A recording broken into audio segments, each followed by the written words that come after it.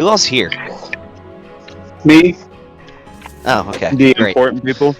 Alright, so you guys, after infiltrating the now defunct, well, long defunct city of Emberstoke, the former home of the mountain dwarves of Wel'Kalas, who went extinct during the Great Penance War, you eventually made it to one of the last remaining ancient elves, a man by the name of Cyphor Gan. Turned out he actually was a simulacrum made of ash. But anyway, you killed all of his goons and you killed all of his people. You got a vision from Ardrith where she warned you of an entity by the name of Dargothoth. And I'm really surprised that name hasn't rung any bells with anybody. Anyway, by the name of Dargothoth. On this world... Yeah, on this world, a common nickname for him, or a common title for him, is the Black Diamond. But he goes by many other names, namely the Creeping Doom is another very common name affiliated with Dargothoth. Would he be known underneath, like, with... Sorry, I'm running your, thing. Feel free to ask questions, that's fine. Okay. Would he be known, like on the underground thieves' camp language thing? Like, would he be well known under there? That's the crazy thing. Even people who are very well versed in history, this name really wouldn't mean anything to beyond old fables and wives' tales. But to me, you wouldn't really. There's only one specific background that somebody could have, or I'll say two, where they would actually have knowledge of this entity. Which two backgrounds are those? I don't think it'll get It doesn't matter. We'll figure it out, man. We got legend lore and other people to ask. But all in all, even a master of history, this would be nothing more than a name too. Anyway, you're surprised we haven't heard it. Well, I'm surprised not in character, as players. No. You've only mentioned, as far as I remember, you only mentioned it once, and that's when we fought Plenumbra, and I wasn't even here. I just listened to it. Yeah, no, I gotcha. So that's the only time I can even think of that we would ever even heard that, and that it was just like a brief, like, I serve the Black Diamond, blah, blah, blah, blah, blah, blah. Oh no, I'm shitting two guys out of my asshole. Yeah. Anyway, the name mentioned was Dargothoth. So... I'm pretty sure it was just Black Diamond. Back then, that's all it was, yes. Yeah. Usually black asshole. Anyways. So, now you're essentially, after defeating Cyphor Gan, what you discovered again was just a simulacrum made of ash, you've essentially got two choices. You've discovered that Cyphor Gan has not only played you, but also the Dawn Commander, and also the entirety of Project Dawnspear. So, the situation at hand is basically this, that they are now encroaching on the city of Ebonmast with about half of their forces or so, where almost the entirety of Project Dawnspear's forces are essentially prisoners within their own base right now. For whatever reason... Wait, how are they prisoners of their own base? Because they were waiting at their base to begin the assault, but the other half of the enemy forces are now surrounding their base, keeping them there. Oh, I don't think we got that part. I didn't know that. I definitely mentioned it. Okay, well, there was a lot of stuff. He was just running his mouth. He was, like, addicted to monologue. Because sometimes it's important information. Not really. Once it goes past, like, 20 seconds, we're done. Yeah. We all have ADHD, man. We can't pay attention to anything else past that. Dude, He's going to tell us about, like, what he had in his salad last week. I don't need any of that. Just stop, man. I don't have... He had a side of evil tomatoes. It was the tomatoes from the Brood Witch from Aqua Teen Hunger Force. That was in his salad. I will make it clear, I don't have ADHD, I have OBCD. That's kind of funny. Anyway, I haven't heard that joke before. It's not a joke. When does a joke become a dad joke? When it becomes a parent, anyway. It's a parent when you're a parent. Okay, let's move on before we all murder each other with our own verbal. Anyway, so that's basically where you are at. you and the Heralds of Requiem are essentially all that stands between somebody's doom. You have two choices, basically, where you can go. You can either assist the main forces back at Fort Dawnspear and try to help them break free of their fort, or you can go back to Ebonmast and try to help them hold off their main forces while also rescuing the only ancient elf that you have on your side. It's kind of up to you. Or you can split. A lot of this is your strategic choices for this session, and where you want to go and what you want to do. Party. I think we split the two main guilds. I'm going to save the ancient elf. I don't care. That's really, my plan. Well, couple of things here, guys. We're not the only ones here. The Heralds of Requiem also came out into this thing with us. Are they still off in some other area of the tunnels and? You haven't reconvened with them yet, but you do have a means of communicating with them. But they sort of had their own skirmish that they were taking part in, so that's why they couldn't help you. I also just want to call out to, hey, scarf person, thanks. Can you also help us out? We got, all that stuff you just heard happening in two different places. Scarf person. There was somebody that dropped a scarf that stopped him from blowing shit up at the beginning of the fight. The one person here that is actually a follower of the Angel of Death does not know what I'm talking about. A snowflake. So, I'll just go ahead and catch you up, Nick. So, Scarf is essentially, and as a follower of the Angel of Death, you would be privy to this information. Scarf is essentially an underground organization that manipulates the politics of Alarath from the shadows, basically. And the overwhelming majority of its members are devout followers of the Angel of Death. Okay. However, if there's anything that could potentially destabilize the political climate of the world, and thus also affecting Alarath, it's no surprise that they would become involved. Yeah. So I just say that out to the room. Do I hear anything back? Anything come back at all on that? You hear a quaking crash in the far, far, far distance. Okay. Hey, Bon. Yes. Hey, can you still talk to the Heralds of Requiem and give them a heads up on what we just heard and found out? Yes, I believe I'll be Heralds of Requiem, over? Yes. Motley Crest, over. This is the Heralds of Requiem, over. Over.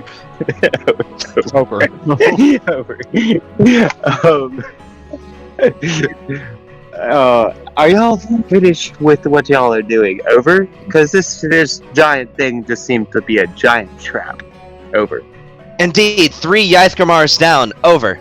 This is Drexel Belrook, over. Yes, we heard the information relayed to you over our earpiece. Over.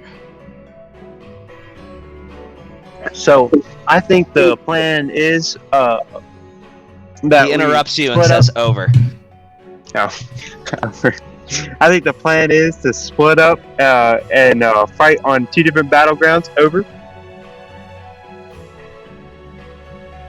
He pauses for a moment and says, do you believe that you can truly fight off an entire army on your own, Motley Crest? This is serious. Yeah, we got this. Why, it's just one army. Well, maybe we should get in contact with the other people, over.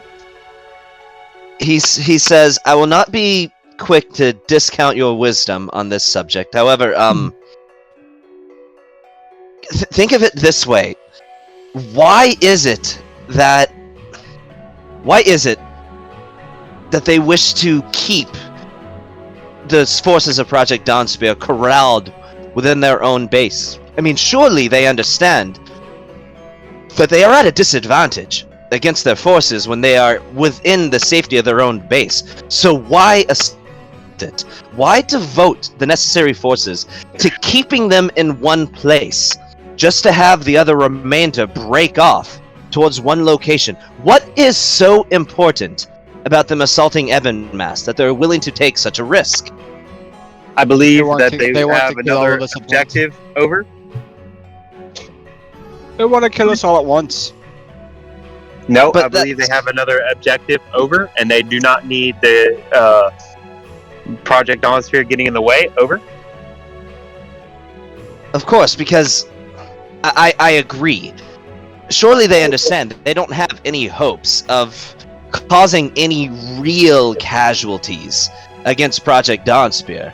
I mean, in their own base, they have reinforcements, they have siege weapons, they have the numerical advantage at the very least, and they have the advantage of familiarity. This is obviously just a temporary So do with that, he says, this is obviously meant to be just a temporary measure. They are not attempting to strike a decisive blow against them right now. They just wish to hold them back. Do with that insight what you will. I'm going with my gut on this one, and that is that I am trusting your gut. But I just Go with wish to make gut my of just assertion not of being the responsible situation. whatever the fuck happens. We'll just kill No, them it's all. the DM saying that I want the players to make the decisions on this one instead of me doing it. Well, if I may chime in, but by all means, anybody else. The Ancient Elf, it seems like what this guy wants. I would much rather get her, but out of the two forces, who has the best survivability? Probably the one that's already fortified. Now, the whole point of him was trying to separate her from everybody else. It sounds like this guy already knew a plan that we're playing into one way or the other. I don't think there's any good call. It's save the most amount of people, or save the elf. I do believe that also we have a better chance of saving the large army that were to go to invade the city. Then, as soon as that's done, we have a better chance of saving the people that are in the base. I do have one other idea that might help us out here. Does anybody have a means of sending a message? At length. Not pushing those. So you hear a pause on their end as she you hear almost like a thump and like a bump for a second, like the earpiece is being taken, and you hear a voice that says, "Brim, this is the Celestial Witch. I can certainly, if I understand or if I'm guessing what it is that you're planning, I believe I can assist with this." Possibly. I know Nightbind, according to Gon, it's not that far. And if the rest of the witches have a stake in the game here, if they want to try and get Horatio, the ancient elf, I don't know what involvement they want to have with this. That is interesting. I must admit, the council is a bit torn on this one. Half of them believe that this is a threat to magic itself, and as a result, would warrant our interference. The others believe that magic always has a way of repairing itself, and once this threat is over with, we would have the means to keep ourselves separated from it and therefore unaffected. Sure. Well, if So that's they the case, believe- we don't think they're going to be in there. At the very least, we could give them a warning, because right now, Dawnspear has a traitor amongst their rank. We need to warn them about that, and let them know that they're coming after Horatio. You say that name. Who is this traitor amongst their ranks? Well, it's who Cypher Gon was talking about. Someone named Galliel? Galliel? Oh, that was the... yeah, so that was the last the chick in the mech. Oh, that was her? Yeah, that was... yeah. And she was a traitor? So he... Oh, because she he's- turned on he's- them. yeah, that's the degree to which he was meaning she's a Yeah, traitor. I thought... Okay, I didn't realize that was the same person. Whoops. Yeah, so he is after her. He does not wish for her to remain in the land of the living. Oh, well, I don't know where she's at because she was supposed to come to us, but that never actually happened. So I think she was sent off She's to. still at the base. Yeah. She's wherever the ancient elf chick is. gotcha. They're So in the same again- location. So again, I do believe. Well, Ancient that Elf the Chick best is in way- Ebonmast right now. Oh, that's right. She went to Ebonmast. So she's in the fortification, and a person from Hungan's temple is supposed to be meeting them there, and he would be bringing reinforcements with him as well. He wouldn't come alone. So there's supposed to be people from the temple there too. At Ebonmast, right? Or no, wherever the other chick is. Oh yeah, that's right. There's They so were many gonna be. people Yeah. in places. Yeah, I don't know where we're going. There should be a force coming that way too to go help protect her. As Hey, I sent out my message. Yeah. Well, that's sort of. Are you saying that in character or as Brandon? Because if you're saying that in character, I can respond to it. In character. Okay. He says, well, that's. He takes the earpiece back and says, "This is Drexel again." See, it's kind of what I was saying. I feel as though the main force is not really at significant risk. Of course, they cannot drop their guard, because if they do, then that would obviously end up badly for them. But I don't believe the Dawn Commander is dumb enough to underestimate them. Well, I'll tell you this: my people have there's a necromancer on his way to that city. So To the fort. yeah, That's my request. good to hear. he's a great guy. Trust me. But there's a I'm- necromancer on his way. I'm sure he I'm will not opposed. annihilate as many people as possible. And he says, "I'm not opposed to accompanying this friend of yours and assisting with the main force in the fort, as long as you believe that you are capable of rescuing this elf of yours, this Heretia, back in Ebonmast. And that being said, they do have their main fighting force there, but it is just simply one army. While the samurai of Ebonmast are indeed legendary, I don't know if they can handle this on their own." So real quick, DM, just to make it very simplistic, because I feel retarded. Breakdown. So there's two forces, right? Two forces of bad guys that we're having to deal with, right? Yes. One is at Ebonmast, And the other is at Fort Dawnspear, Fort Dawnspear. And essentially keeping Project Dawnspear corralled within their own base. And Heredia is at which one? She is at Ebonmast, where you just were. Okay. Yeah, the elf chick's at Ebonmast. So is there none in the city we're at now? The city you're in now is essentially deserted. It's the former home of an extinct race of dwarves. Right. The whole thing was we were clearing out the explosives so that we could retake this city. But that was a trick, because there was Okay. no explosives. Well, there were. Then the guy moved them or something. I don't know. Okay. Right. We got tricked. They tricked us to come there so that way he could move the forces to where he needed them to be. I got that. I didn't know if there was like a third force here and the other two. Okay. You are the third force. Right. Well, we were the vanguard essentially to clear the explosives to take the city. Okay. So we got two places to go. We have well defended, not so well defended with Heredia. Let's go to not so well defended with Heredia. That's my call. That's my vote, because I vote we I split the think party. I think Project Darnspear will do just fine. Dracon's going Yeah. to Dawnspear. So am I. Just real quick too. Hey, and I'm just gonna like yell kind of in Bond's ear to try and like make it so it hear me on the other. Hey, Celestial, what was your idea that you thought? I don't even click it. I don't She, Oh yeah, over.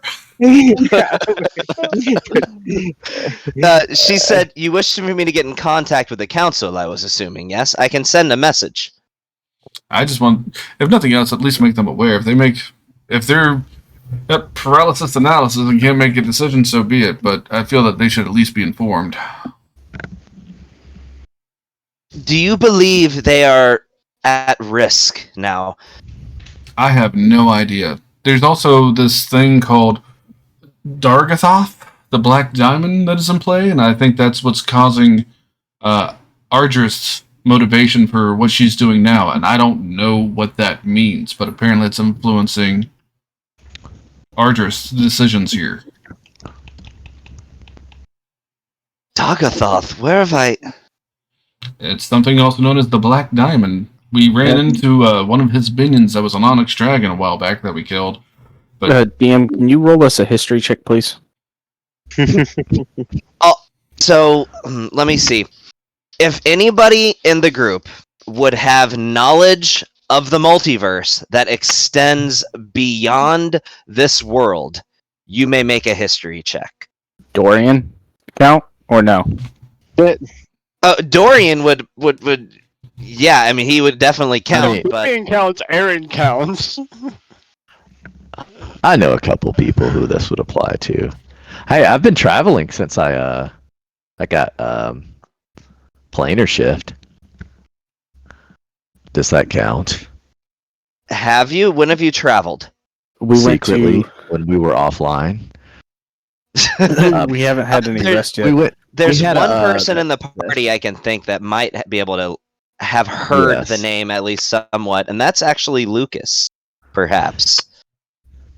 But he rolled shit on his history check last time, and yeah, I already he rolled doesn't know this, jack and I didn't know. squat. I didn't know. I'm not I rolling wouldn't know again. anything. Even with the ancient elves, I wouldn't know anything. Have you ever left this planet?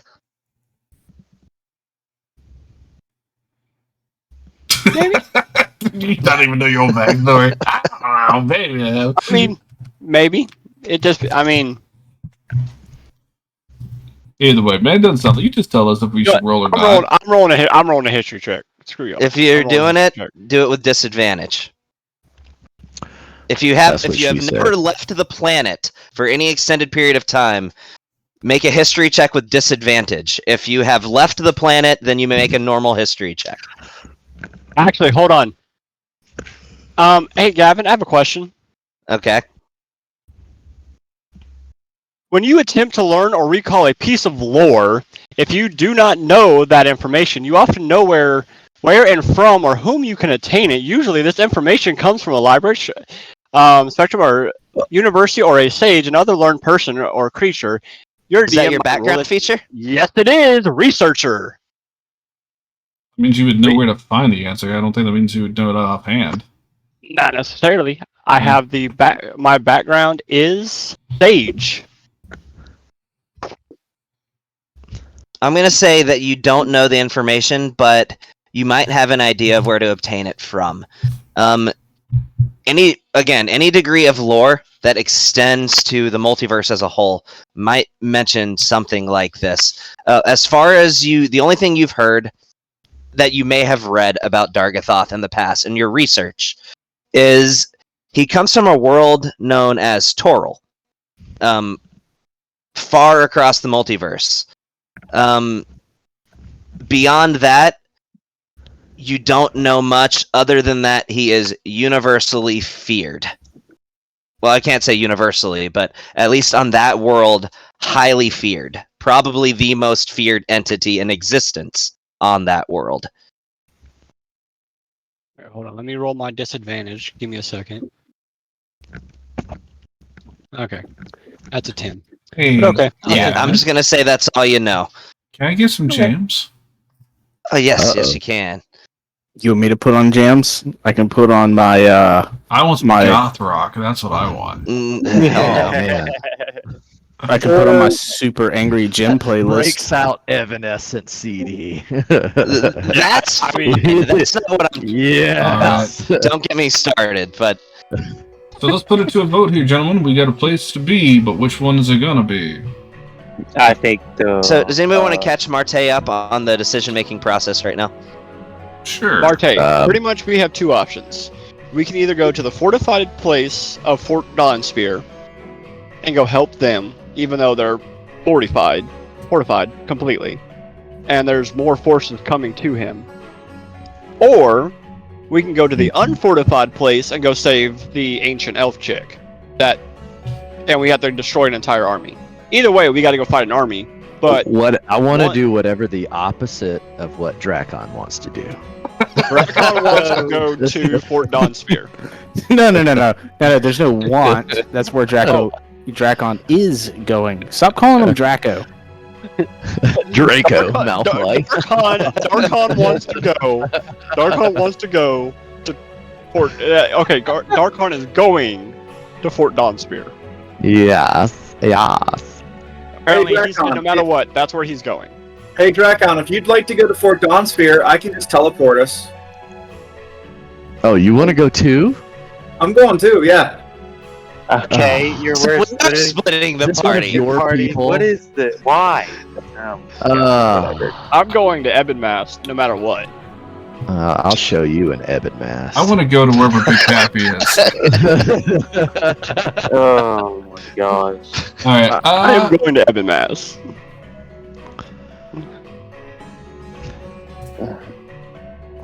So Let's put where are you going, Marte? Vote. I'm going wherever the group wants to go. I want this to get settled. I have I other don't places want to be, to and yet be. this world keeps crumbling apart at the edges. There's always somebody trying to take it over, or a monster said to he's eat it. splitting Tony said he's splitting the party. He's going to Fort Dawnspear. I'm going to Ebonmass, so Whether it's, figure out where you want to go. I'm gonna go up and I think the smarter decision I'm gonna link is arms with going to Lucas. Ebonmass. where are we going? The smartest decision is going to Ebonmass. We're still splitting the party either way, because two of them, Anison or Lacrum, are going to freaking to Fort Dawnspear. Hey, ladies and gentlemen, we can put it to a vote. The decision has to be made. What we said here in Lollygag, people are getting moited. Say aye for It's not me. say aye for Ebonmass. Aye. I'm neutral. I'm not voting on this. I go where the group goes. All right, that's two for Ebonmass. Where are you going, Marte? I'm going wherever Lucas go. There you go. Well, We're gonna filibuster this motherfucker. That's what we're gonna do. Yeah. Well, looks like Tony Yep. and it looks like Drakon and Voss are going to Fort Dawnspear. Who's Voss? I am boss. Oh, yeah, Oof. sorry. Hey, what? I Oof. thought Bond was Bro. going to Fort Dawnspear. No, I'm not going to Fort Dawnspear. I'm going with the smarter decision, which is Ebonmass. I mean, just me and Tony can go to Fort Dawnspear. Yeah, I can teleport us, or you can. Yeah, I can- teleport us. Whoa, when did You can save your spell slot. Or They're you going can to Fort go with the, Dawnspear. or you can go with the rest of the party. We can drop Drakon since nobody likes any of my characters, and we could just pick up Neston at the other place. I like Drakon just fine. I like Drakon's a Drakon. douche. Hey, you know what? Maybe you should get Neston. Hold on, That way, this dude that keeps going on about bringing the ancient elves back, be like, really? Because this is your king reincarnated. I mean, I'm just saying. Lucas! Yeah, that's who you serve now. Well, I've messaged Gavin. I've messaged Gavin several times about what Neston has been up to, trying to figure out like what he's been actually doing. And Gavin has refused outright. He's like, "You don't need to worry about it. Shut up, Tony. I Go haven't back to the gym, refused. beefcake." And I'm like, "Oh, okay, no, my I'm bad. Like, I didn't, refused.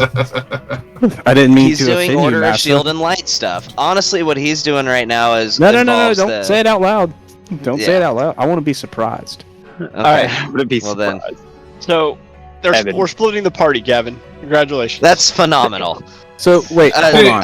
Just Voss. as a ditch effort for me to try to. Drakon, I just want to throw it out there.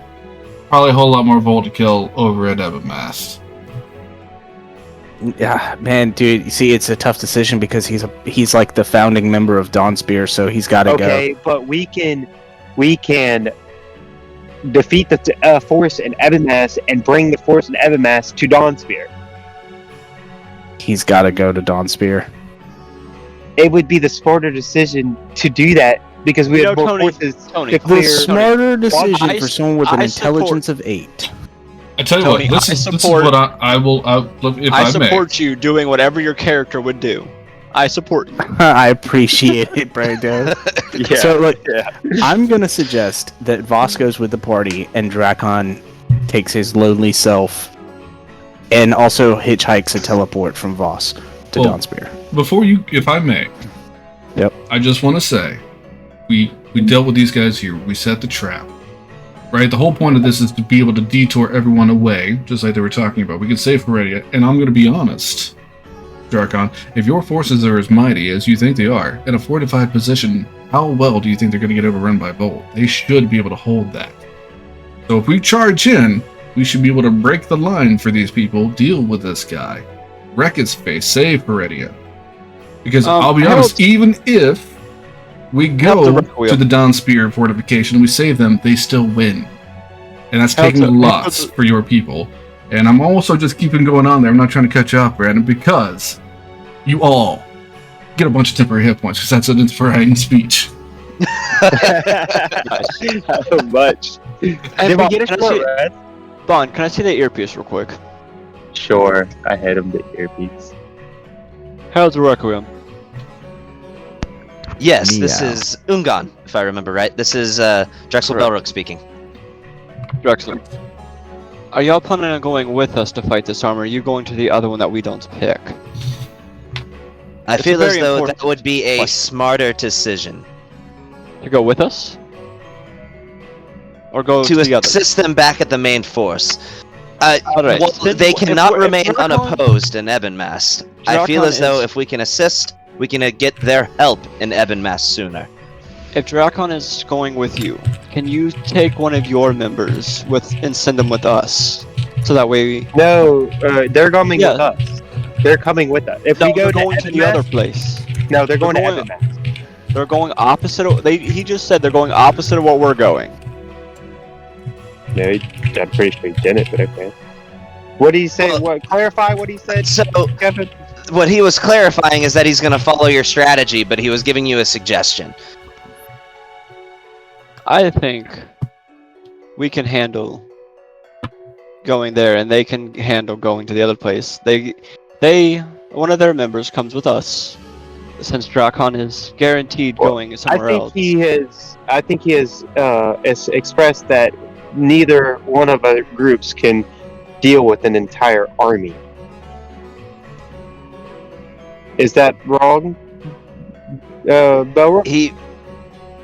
I was suggesting that we accompany you, but again, Yeah. I'm really trying not to metagame this shit because I'm trying to let you guys decide what to do. So I let me want think of another way to metagaming. put this. That was my strategic assertion on the matter. However, I believe that what Ungan suggested could be a viable strategy. We could send someone from our ranks with you. Would you like Lashana, perhaps? Or perhaps I could send Azon with you. Azon being essentially a rogue paladin multi-class. Whoever you suggest, you send them with us, and y'all go with Drakon. Meet up with my forces, and destroy them from two fronts, inside and out. That's what she said.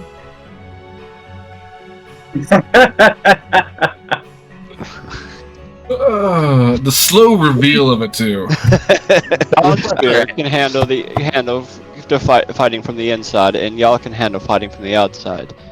Then that way, you can destroy their armies, and we will head to Ebonmast and deal with that army. I feel confident in this group that we can destroy them. He says, I'll give you Grim. When he says that, all of you have heard the name Grim Greenscar. Grim Greenscar is a shifter, so also known as a wear-touched, and he's a martial artist. And at that, one of the greatest martial artists essentially on the planet. I mean, he's Good, another monk.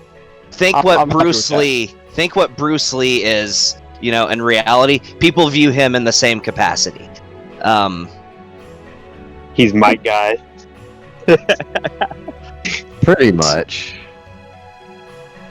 So yeah, Another monk. If that's decided, let's get going, fellas. One way or the other. Let's I go. got murdered at I had hop on the need carpet. woman. so with that, you Am I healed or am I still hurt? None of you guys have. I'll say during all this planning, you could have gained a short rest. Actually, yeah, you can have a Yeah. short rest for this. Also, if you didn't, since I see a lot of people already had temporary hit points, I just did my little speech, so everybody gets 21 because we leveled up. 21 temporary hit points now. Yeah. So with a What level are we? flash, you're level 15 now. Oh, Make sure you level level- yourself up the right way. I'll take that. I don't. Yeah, Um, it's level 15. So with a flash, you see two individuals appear before you. One, of course, is Lashana, her being the resident mage of their group. But standing next to her is this humanoid-looking individual covered in tattoos. Standing behind him is almost what looks like an exact copy of himself, with these like spiritual arms spreading out in every direction, like almost like a spectral spider attached to his back. His very wolf-like features, while looking mostly humanoid. He has a slightly elongated snout, nose that turned slightly upwards, long fangs, claws on his hands. He's completely shirtless, and he just wears like long gi pants and boots that go up to about mid-calf. And he just says, "It's a pleasure to finally meet you. Motley Crest, I will be accompanying you back to Ebonmast." And then he does a little bow. "Grim Green Scar, at your service." Hugon Grim will Green. bow back. Yeah, evening's tranquil to you. Yeah, Hugon bows back. He says, "Evenings tranquil," looking slightly perplexed. "I've heard the witch speak such pleasantries. It means nothing to me." I mean, it's still just a nice greeting. "Your greeting is accepted, sir." Alright, I like it. Well, we got Vold to kill. Drakon, are you sure you don't want to go do that with us? It seems like a good team building exercise. By the way, Gavin, I'm going one level into fighter. Do it, man. Yeah, I'm positive. So who am I riding with? Or do I need to You make can my- honestly just... So, Lashana says you can accompany the rest of us. Yeah, sure. I'm Do they have a not healer super that can cool heal me? splitting up a Are group. we just Yeah, teleporting? that's her. I mean, she just used Dimension Door to get to you guys. Weak. So she can use it again to meet up with the main force, and then she can teleport. Yeah, I can also teleport. Yeah. Yeah, but there's no need to, though, if No, she's already going to be doing it anyway. Yeah, that's fine. Well, at the very So- least, Drakon, take your 21 temporary hit points. I did.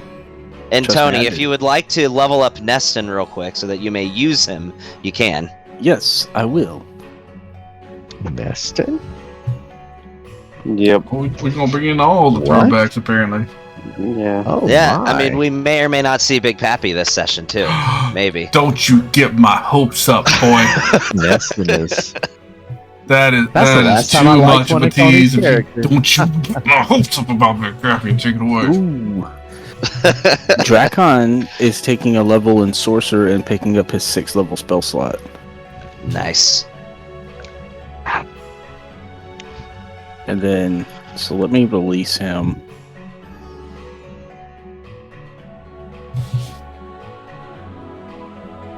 I'm hungry. I do not have. Oh, no, there he is. Yep, I'm good. Hey, Gavin. What's up? Yeah. I don't see it there. But Yeah. I know fighters get it. I want the blind fighting style. You get that at level 2. Level 2, okay. Yeah. My neck. So I gotta Nah, pick one before level 2. You honestly don't get much as a level 1 fighter. You don't start getting the good stuff till level 2. Actually, it says You it says do get fighting style at level Yeah, 1. the fighting style for fighters comes at level 2. I'm like 99% sure. Not when you multi-class into fighter. Feature, fighting style, added to Hugon. Let me look, but I'm Weird. pretty sure that's a level 2 thing. And there's Because I get fighting style, second wind. Oh, you're right. It is level 1. Okay. I don't know why I was thinking it was level 2. So, yeah, that fighting style that you're wanting comes from Tasha's. So if you look at the expanded... They should have the expanded list of fighting styles for you. You should see where it says fighting style option. Yeah, you have blind sight within a range of 10 feet. Yeah, you got it. So, yeah, you have blind sight at 10 feet. Cool. Just trying to make sure. That's right. It's at second level that you get things like action surge and all that kind of stuff. Yeah, because there's no point in me getting unarmed. The unarmed fighting style. Yeah, not really. Yeah, so I want the blind fighting. Okay, Alright. cool. So, you are you ready to depart? Yup. Okay. So, believe so. how are you doing so? Are you teleporting, or are you making your way there on foot? Are you teleporting to the inside of the city, to the outside of the city? Where are you going? What are you doing? Do we have means of teleporting to this? Boss can teleport us apparently. Does he? Isn't there? Has he been to that city before? I don't know if You guys came from there. You guys Okay. came from Ebon I Mast. wasn't sure. Yeah. Yeah. If you guys need a ride, I can teleport you there, then teleport back, and then go with. How many people can you teleport? I think up to 7 others, so 8 people total. We take a short rest. I forgot. I get none of my 2 points back. And I get key points back. So, let's see. That would be 1, 2, and then we have simulacrums with us too. So now we got to count those in. Unless we want them lagging behind, and they can just travel by foot. 1, 2, 3, You like my semi? 4, 5, Anon, did you ever end up 6, picking up that sigil sequence or no? 7, 8. Then I guess If we the answer went is there, no. If we went there, then I picked it up. But Well, you have been to the Heroes Guild in then I Ebon picked Mast. it up. Yes, then he's Yes, picked it I up. picked it up. Okay. So he can. Wait, is it? So your ritual pass? Hearthstone is attuned. I don't think I went way It's- back. is. I don't think teleportation circle's not a ritual. It's not. I don't It's think. not. It's a minute Yeah. casting time, and it's a 6-level slot, but it's not a ritual.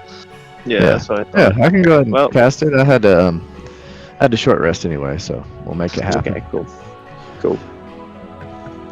I guess we're going in the city then. Let's go. Oh yeah. Also, I get a first level spell slot back. Arcane recovery for the witch. There we go. Nice.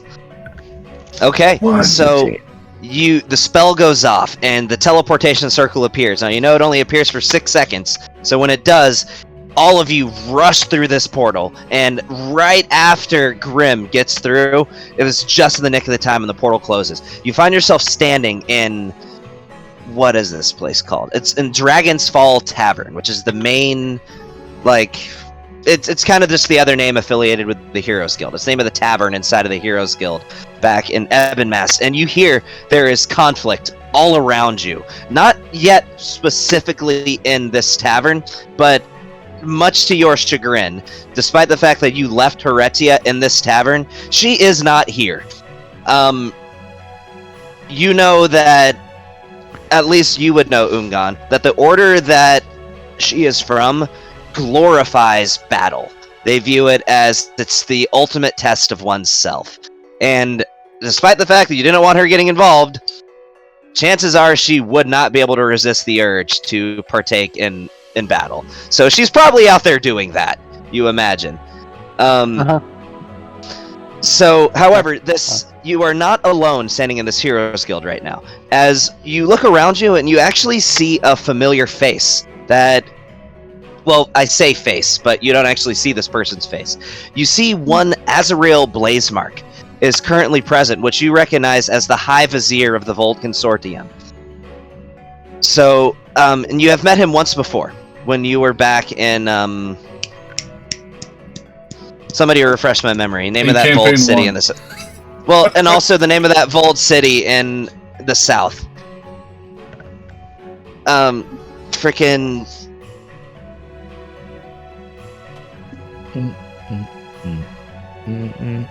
Calamlux. When you were in Calamlux, you met him. So, and yes, he is also from Campaign 1. On top of that, you see that he is accompanied by a couple guards. Again, not with the greatest of armaments, however. It's just simple... Would he have gone to the temple before? Being from what? Like, from your order? Yeah. Probably has not been there. Most likely not. He doesn't really have much of an affiliation with them. But I have no clue who he is. Yeah, you... I mean, his title would mean something to you, but you may have not made his acquaintance as of yet. So he is accompanied by a couple guards, but they're nothing impressive looking. One's wearing like just a simple breastplate. The other one's clad in chainmail. They just have like a spear and like a halberd, but not the greatest of armaments. Some of it looks pretty rusted. You know that where he is from, Calamlux, is fairly impoverished. That's not at all a surprise. But he's got another person with you too, which is a familiar face for the rest of the party, and that being one Neston Enve Geysir. Oh, snap. Oh, Neston. He's back. Hey, buddy. It's done!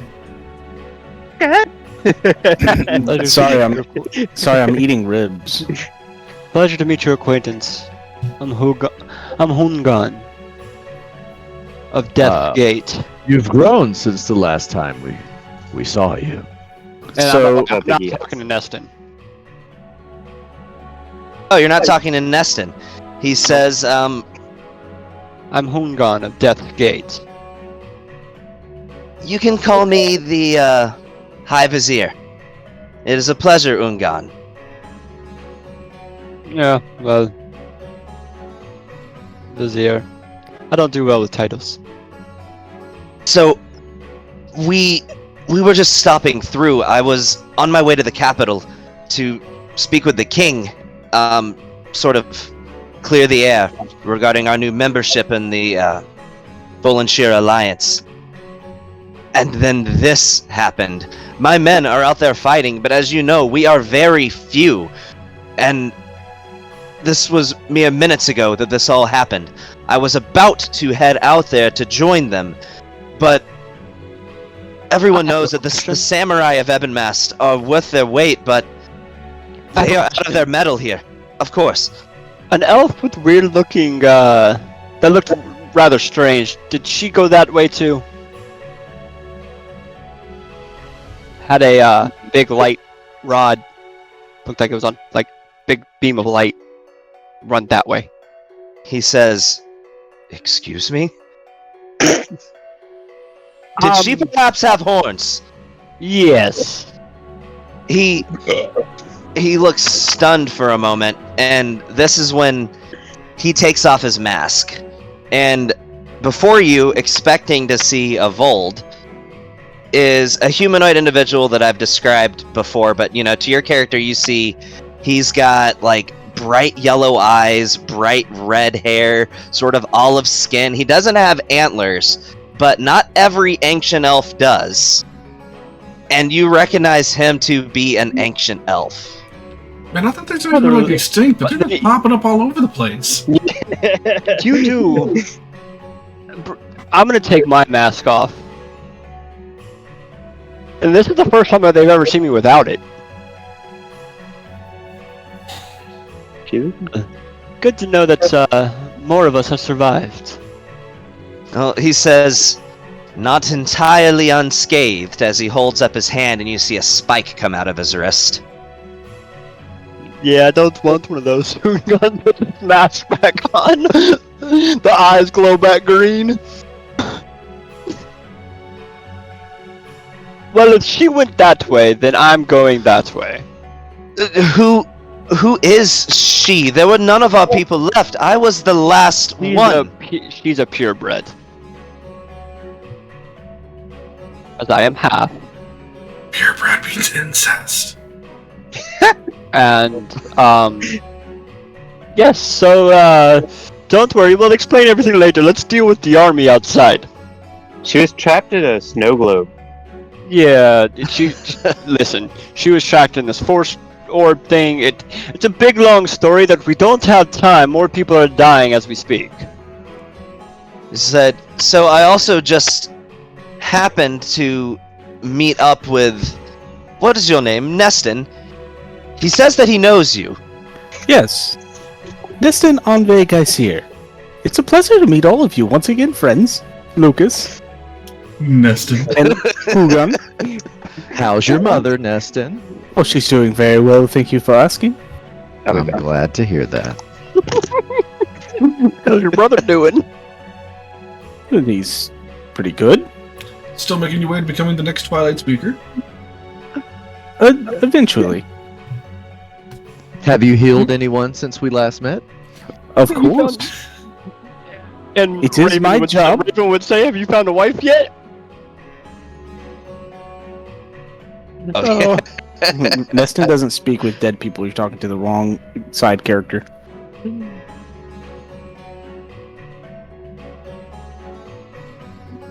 Get my notes here. Listen, you've So- had like 4 of them, so it's hard to keep track.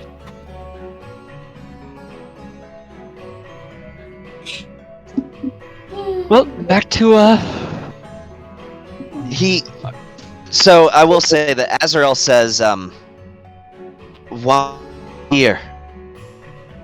What are they planning? What is their goal? What are they doing here? Are they after this woman that you speak of? And if so, why is she so bloody important? Hey, bud. Bye. Goodbye. Chance. Did you guys hear me? Okay. Well, I think that's what we're trying to figure out. But the gentleman that seems to be running part of the show here, I don't know where his ties with Shalkor Kyrell are, but the one that we've been dealing with is also of the same heritage. So I assume Wait, he there's wants to... another? Who is this man? Cyphergon? Cyphergon would not betray his people. And I refuse to yet, believe it. Here we are. listen, I've known him when he was at his prime. He betrayed us. He believes that the Vold are the new... The Primal Vold are the new Ancient Elf, and that's our evolution. Well, here's where my confusion of that fight came in, and I just want to say this to the group. If the Vold are all about trying to eat the elves to make them into Vold, and they originally took over the ancient elves to turn them all into Vold, why are they following the directions of an ancient elf? Because he had the Primals and the Awakened and the High Spawn Vold following him when we were in the last fight. Why were they not just trying to eat him? That is a very good question.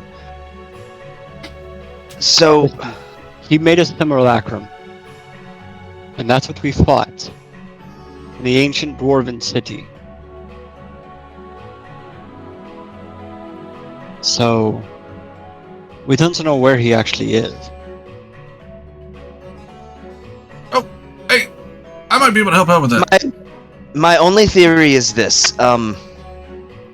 Before the fall of our civilization, it was known that that Cypher intended to complete a high magic ritual to become a creature known as a Baelnorn.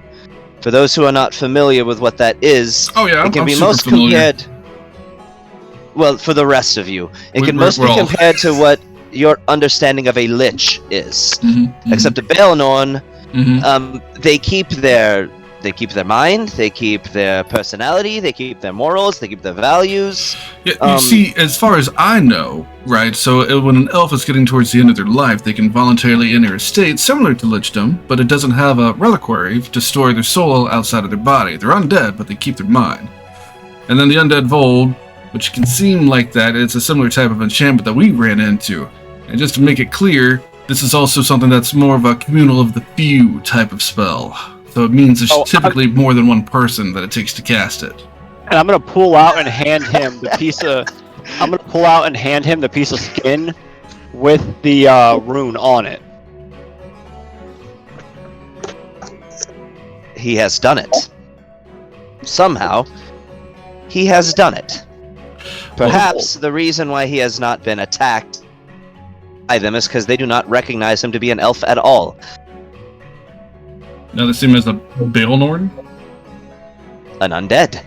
Well, here's my other question. Since we're all about these ancient elves popping up all over the place, if this takes an ancient elf to be able to use the ancient elf magic, and this is something that is communal of the few... It's not necessarily just an ancient elf. Anyone of elvish heritage may perform elven high magic. I thought it was something because, you see, the flow of magic, as I understand it, have been told multiple times, is this. It's not like regular magic. You have to dig deep, like into the well. It's something only ancient elves are capable of. So magic that is a communal of the few, that is ancient high elf magic, would have Sanderites, and it would take multiple ancient high elves. But then again, I'm just a lowly, humble witch. So you tell me. Neston, you would also know that that's not true because the entire aura that keeps the Vold away from your civilization is high magic. Yeah, I'm not telling them that. Oh, well, yeah. I'm just saying, I take a fucking copious amount of notes for your game, and then it's like, who even cares? Because that's not even accurate. That's... So, ancient elves invented high magic. They did. But, I mean, I don't think I would have said that, because at the same time, I also know wood elves, the reason they can live inside of trees is through an ancient high magic ritual, or a high magic ritual, too. 100% agree with Sean on this one. What is it? Like, that's how wood elves live inside of trees. It's through high magic that lets them hollow out the trees and live inside. So let The me ask DM's this now then. number So one villain. can no I- hangers. Can a nod use high magic? You have the capability, yes. Now, you'd have to learn it. Okay, that's all I wanted to hear. We'll write that down. Well, technically, Bond could do it if he knew enough magic, but he just doesn't know magic. What about Lucas? Can Lucas learn it? You are not of Elvish descent. Who cares? Apparently, we played a little fast and loose on the rules and details. I'm not even from this world, apparently, so I don't know. Ungan can learn it. Anyone of Elvish descent. That's But racist. it's... All right. Anyhow, So is Drakon. Mr. Bladesmark. I mean, we're here. We're in fighting force. I mean, we're a little worn from previous fight, but where can we best be utilized here? He says, as I understand the situation, they have not yet breached the city, but Ebonmast's forces are stretched incredibly razor thin. They are holding the perimeter for now, and my forces are bolstering them. But that will only hold for a time. We need something drastic to dramatically thin their numbers, because we are astoundingly outgunned and outmatched. Why do you think we're here? Excuse me. So, I hate to kind of bring this up, Kevin, but Neston does have 7 divine favors. I remember And- that you have them. I forgot how you got them. It's irrelevant how I got them, because only Sean's recaps can inform us on that. But Okay. Yeah, that happened. I would like to use one to see if I can expand in aura across the city with the other 2 high elves in our party right now. Okay, give me. So I give me would a like to use spellcasting ability check. a what? A Spellcasting ability? spellcasting ability check. So Just an to intelligence see roll? if you can. Well, for you, it's wisdom. See if you can muster up the magical prowess. That's a 9. Yeah, so I'm gonna say I won't make this use one of your divine favors. You are able to conjure up a bit of a distortion around the center part of the city that to you feels kind of similar to the aura that protects your home city, So but it's much weaker. there's a certain spell that I would like to use to kind of focus on this, if I can. If you can creatively use a spell slot and give me a spell, I might say this works, depending on the spell. So the spell is called Holy Aura, and it's an 8th level spell. Oh. And I would like to try and also get the 2 high elves in our party to help me with it. So can I get advantage on that wisdom check? That spellcasting check? Since I have another high elf with me? And just to make it pass, I and can help. succeed. Well, there's 4 of us. Vold, by all technicality, are a kind of elf. By all technicality. I will be willing to also use a divine thing just to make this go off as much as possible. And if I get help, can I get advantage? If you get help, if you're willing to use your divine inspiration, and you use this holy aura, I will make it worth your while. I'll put it that way, or at least do my best to. Definitely. So who's helping you? I don't know. Which one Are of you y'all trying want- to I will utilize help. like a form of elven high magic, Yeah. essentially? I mean, Okay. I I will know my help. father's rituals. This is... And because Anad is aware that he has the capacity for learning high magic, he is taking this opportunity to learn it by assisting. And I can kind So- of show him the ropes on some of the rituals that they cast. The wild thing for you, Anand, is that by utilizing Elven High Magic, you're actually not consuming any mana. It would be like... Using magic is like drinking the water. Elven High Magic would be like adding Kool-Aid to it, if that makes sense. I'm down. Is it red or purple? 'Cause nobody likes red. I red. was waiting for it. Oh, okay, well... if you understand the analogy. Yes. So, yeah, so let's, no, how many people are you getting in on this? Because, I'm gonna say that Azrael's gonna help you too. So Okay, you got... I'd prefer to get Hugon, Azrael, and Anon. That's 4 high elves. Ungan, do you have the capacity to cast any kind of spell?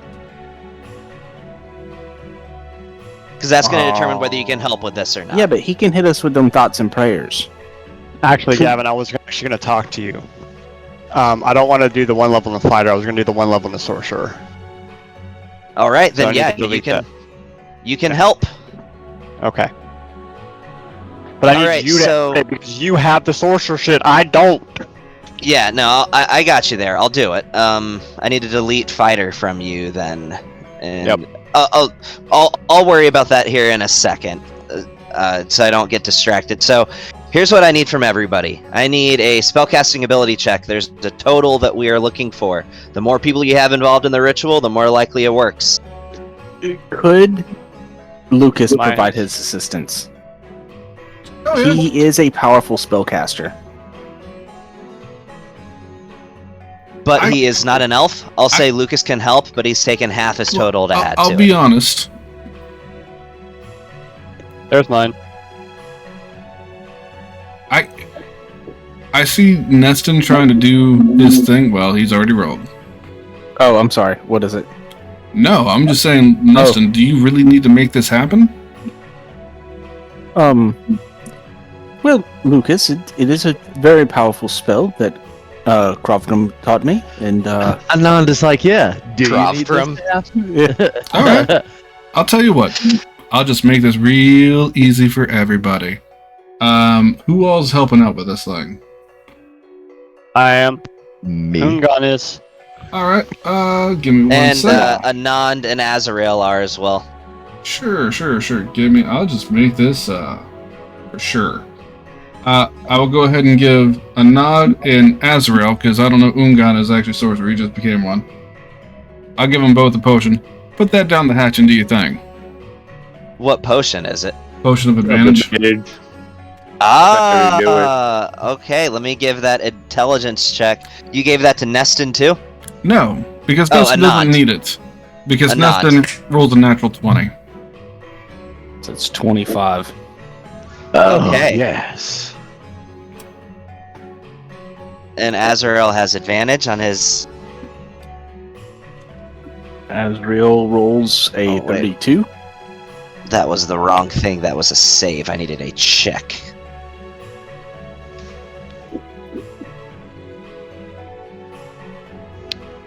Well, that's that. And Gavin, I'm deleting everything from fighter. Yeah. Any features you. you get. Yeah. Yep. And I already take did your it all. health back. Yep. So, okay. Yeah. So the total that I was looking for. Anand didn't roll. Oh yeah, Anand, go ahead and roll with advantage. Give me a intelligence check with advantage.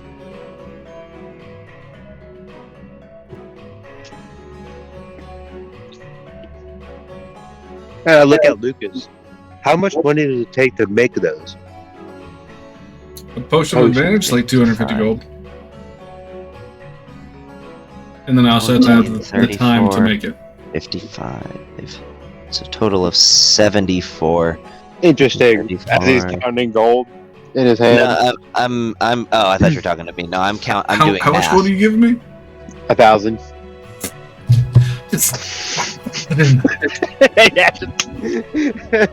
Dude, I am All like. right, Marte, go almost ahead and give me an every- intelligence check with advantage. Alright, we'll have that on there, and I'll put it on my to-do list of. Is Marte there? Marte, are you there? Sorry. I was helping children. What? Oh, give me. So you guys are doing some elven high magic shit. So give me an intelligence Yes. check with advantage. An intelligence check with advantage. Whatever it's just the reason for you it's intelligence because your spellcasting ability. You are Well, rolling. there's You have a advantage. 18, and there's a 22. Is that good enough for you? I'm doing math. 14, 34, 53. I mean, you can't do much better than what 70. they rolled. So I'll be honest with you guys. I set the total to this thinking it would be completely unobtainable because I didn't think there's any way you guys. I wasn't thinking there's any way you guys would have a combined total of over 70. 70 was the total that I set for success. You rolled a combined total of 75 for this roll. The secret ingredient is cheating. Yes. Everybody doing So- some drugs, and then It's I use the actually forced 80. rolls. Our combined No. total is actually 80. Was it? Yeah, because Lucas made my natural 20 into 25. Oh, okay. Well then, yeah, it was 80. I didn't think you guys would do it, but I'm not gonna set something in my brain that would happen with something and then not do. So here's what happens. You, Neston, and this is your first time casting, I believe, most likely a ritual of the few form of elven high magic. So you feel the toll on your body as the person who is the center of this cast, as you channel your magic into the ground below you, as everything around you starts to. You notice at first it's this subtle little glitter in the air before it becomes an orb, before it becomes these orange-sized balls of holy light as it coalesces from you in all directions. As you notice the air begins to distort, almost in the same way of when you're looking over like a hot surface on like a summer day and you see the air distort around you. This happens, but everywhere. As you hear screaming off in the distance of the Vold kind, as this magic permeates and continues to grow and grow and grow as you notice the pores in the weave itself around you open as this energy, this magical energy begins being sucked into the weave. And you notice that their fighting force begins to tire and drop as this area suddenly becomes very inhospitable to Vold. I will say, Anand, you've got a bit of a headache. Not enough to do anything significant to you, but it is certainly not comfortable, as you have essentially just covered this city in the exact same aura that protects your home. Ouch. Lucas will. Neston will Some turn to people- Lucas, and he'll say, "And this isn't even my final form yet." What are you, a Super Saiyan? Gavin, you want to add that level of sorcerer in there for me? Yeah, I gotcha. So that way we can get. Then make 'cause I sure know we're that I about to get leveled up combat. correctly, please, because I think Will I did what do. I think is right. Because we're about to get into some combat, and I'm gonna. Oh, and can you put in my double-ended saber in there too, that you didn't create yet? Yeah. I let will me... mark off that spell slot. Wait. Because one does radiant damage and one does one side does radiant, one side does necrotic. You get one skill to become proficient in. Yeah, that skill's gonna end up becoming. There's acrobatics, animal handling, arcana, athletics, deception, history, insight, intimidation, investigation, medicine, nature, perception, performance, persuasion, Yeah, I know. religion. Give me Yeah. Oh no, actually, never mind. It can only be one of two things. It's either acrobatics or athletics. I remember this. What you're getting this from? Oh, athletics. I already have acrobatics, All right. even though I have like a shit freaking score in strength. Yeah, that's just something that the class gets. You gain proficiency in one of the two whenever you... I just didn't get the text right. Anyway, so, yes, with that, I assume you exit the building at this point, and looking around you, you see that almost instantaneously, the dynamic of battle has shifted. That these primal Vold that were once just overwhelming these samurai and ninjas and these warriors attempting to hold... Their attacks are missing. They're clutching their head. They're screaming. They're trying to stay standing, but crumpling to the ground as you see them being just finished off left and right by these samurai. And you see next to you another one that takes like 7 crossbow bolts to the face and just drops. But at this point, I will need some initiative rolls.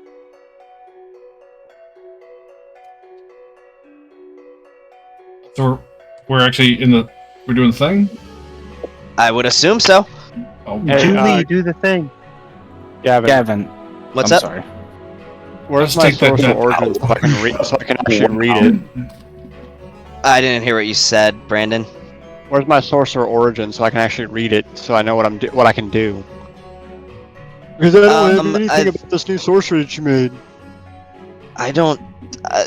You should have it already. Let me get this image record made, and I'll just Look at it. give me just a second. Mm-hmm. God damn.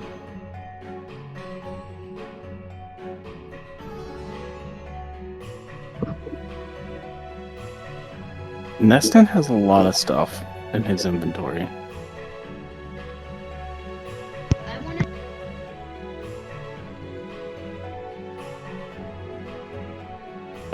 Does Lucas still have the Vorpal sword letter opener?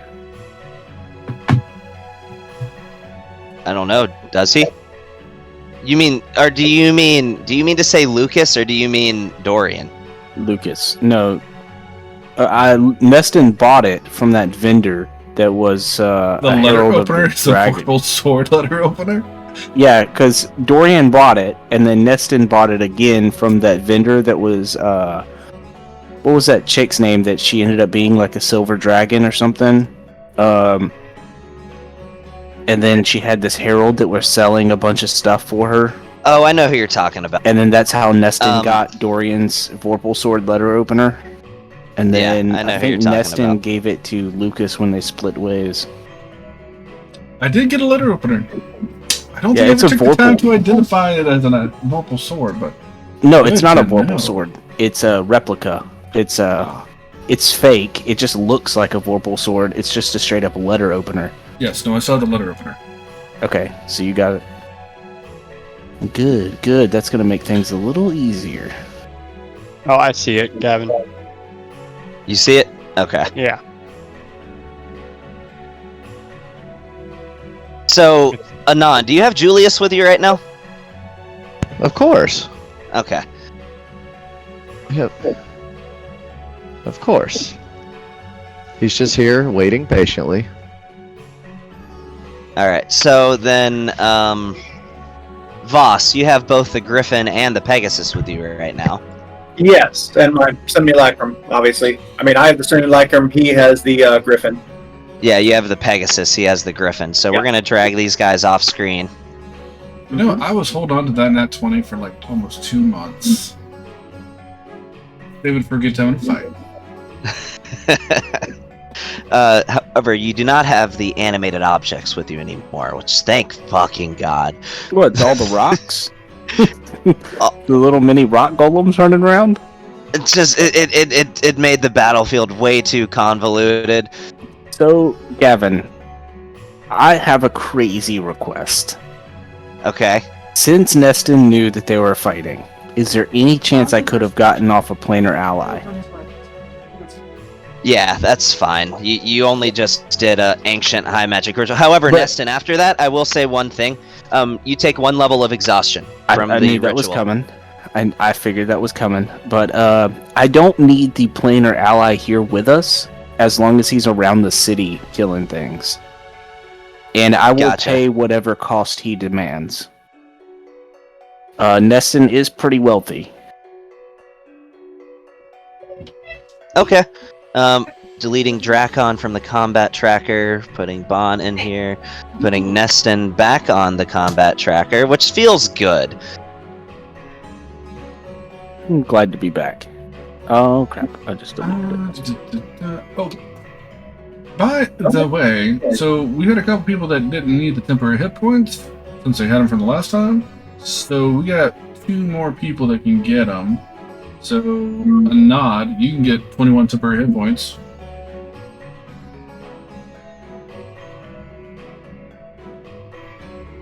And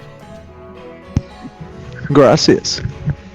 Gracias. for boss and stuff like cool. I'm So then- almost done getting the combat tracker ready, so guys. for I'm one sorry. more person, I guess it'd be Molly. And we pretty much have everybody but Nesta. And Nesta went there when I gave my little watch the beach. He's already inspired enough just seeing your face. There we go.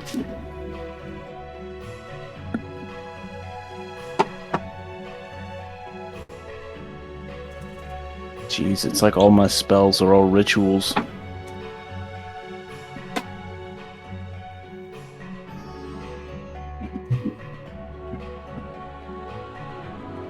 Let me unlock this. I just realized I had token movement locked.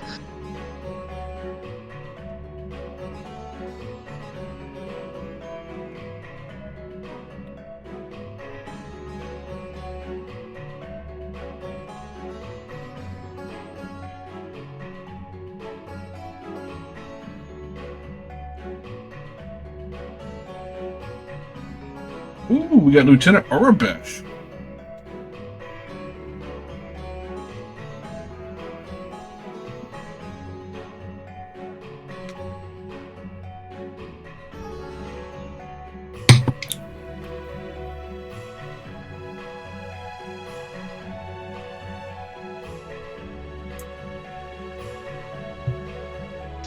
Also, where is all the lava on this map? I would like to continue using lava. I was a fan of the lava strat. I mean, if you want to kite them very far, you can get back to the lava. Just play like the Pied Piper. Come on, boys! But Gavin will We're gonna never go make to a that. volcano for no reason.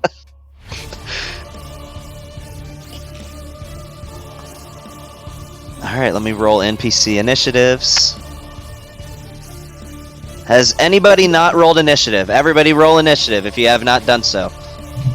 That You mean I includes you, get a Nexon. reroll? From Well, my have you I've already already rolled already. it this I've- combat? I got already an rolled 18. combat. Alright, 18. I guess I need to actually figure out Yeah, what if I'm you gonna have not do. rolled it this combat, roll it. All right. That does not mean if you have already rolled it and you didn't like your roll and you want a better the one, that only you one, can re-roll. the only one we're missing is Voss. I'm not even there. What do you mean you're not there? Yeah, Yes, you are. Yeah, you're here. No, I went to the other place with Dracon. Somebody Oh, else you took him there. teleported us here. Yeah, and then I teleported back. Oh, really? I'm You're not- with Dracon.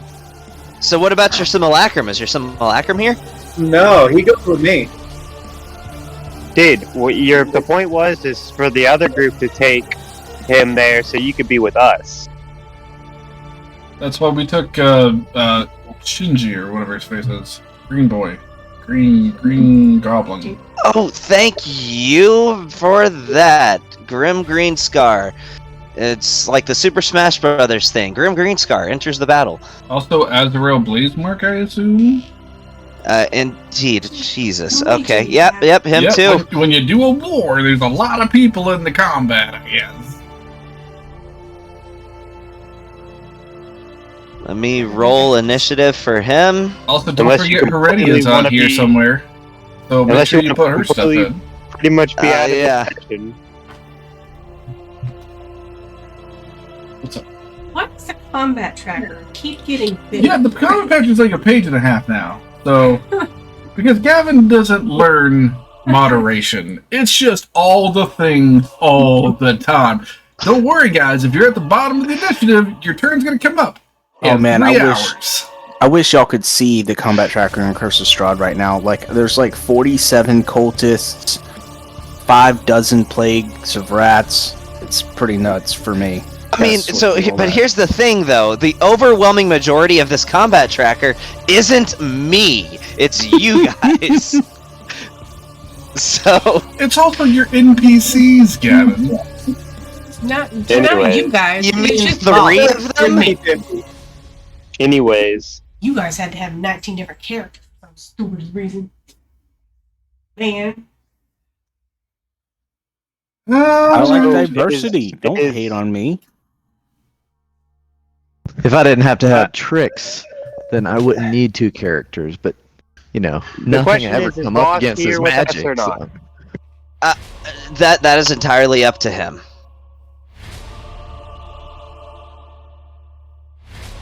So, Harold, final answer. Are you there or are you not there? No, I was pretty clear about what my plan was, where I was going. okay, then I guess you're not going to be in this session. He's not flipping back and forth, I don't think. Unless Gavin is, I don't know. I mean, I'm I don't leaving it entirely up to you. If one of you were to be like, hey, let me contact him, get him over here somehow, then that's on you, but He made his decision. We Yeah, told him where we were he going. did. So, okay. Well, crazily enough, Azrael is first. So let me learn War Wizard real quick. Yeah, you do that. Hey, Sean. You want to play Azrael? Not on the first fucking turn. You get out of here with that nonsense. Bro, What I about keep on a second subsequent character ready to turns? go at all turns. Just don't do I anything. mean, if he doesn't want to play him, I'll play him after this turn. I mean, I don't mind playing them, but not like right out the Yeah. gate here, bro. No, I'm with you. That's what I'm saying. I'll do it. If you don't want to, I'll do it right after this Either turn. way, if you want to play them, that's fine. I'm gonna step Doesn't in, matter just to me. not out the gate. Yeah. All right. Well, here we go then. So what he's gonna do is he's gonna use his action to cast Crown of Stars. So just something nice and simple. So let me add a little note for him. How many crowns does he get? How many motes? It is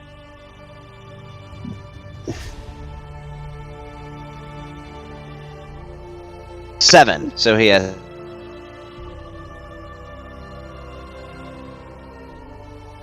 light. So he's just going to make that crown of stars appear, and he's just going to go ahead and launch a mote at Lieutenant Arabesh. And that hits. So Lieutenant Arabesh is going to take that 32 radiant damage as you see him and he holds his hands up in the air and this glowing circle of these spinning balls of light, and he points and it just launches into him and explodes in this blinding light. And that is his turn. So the next turn is Lucas.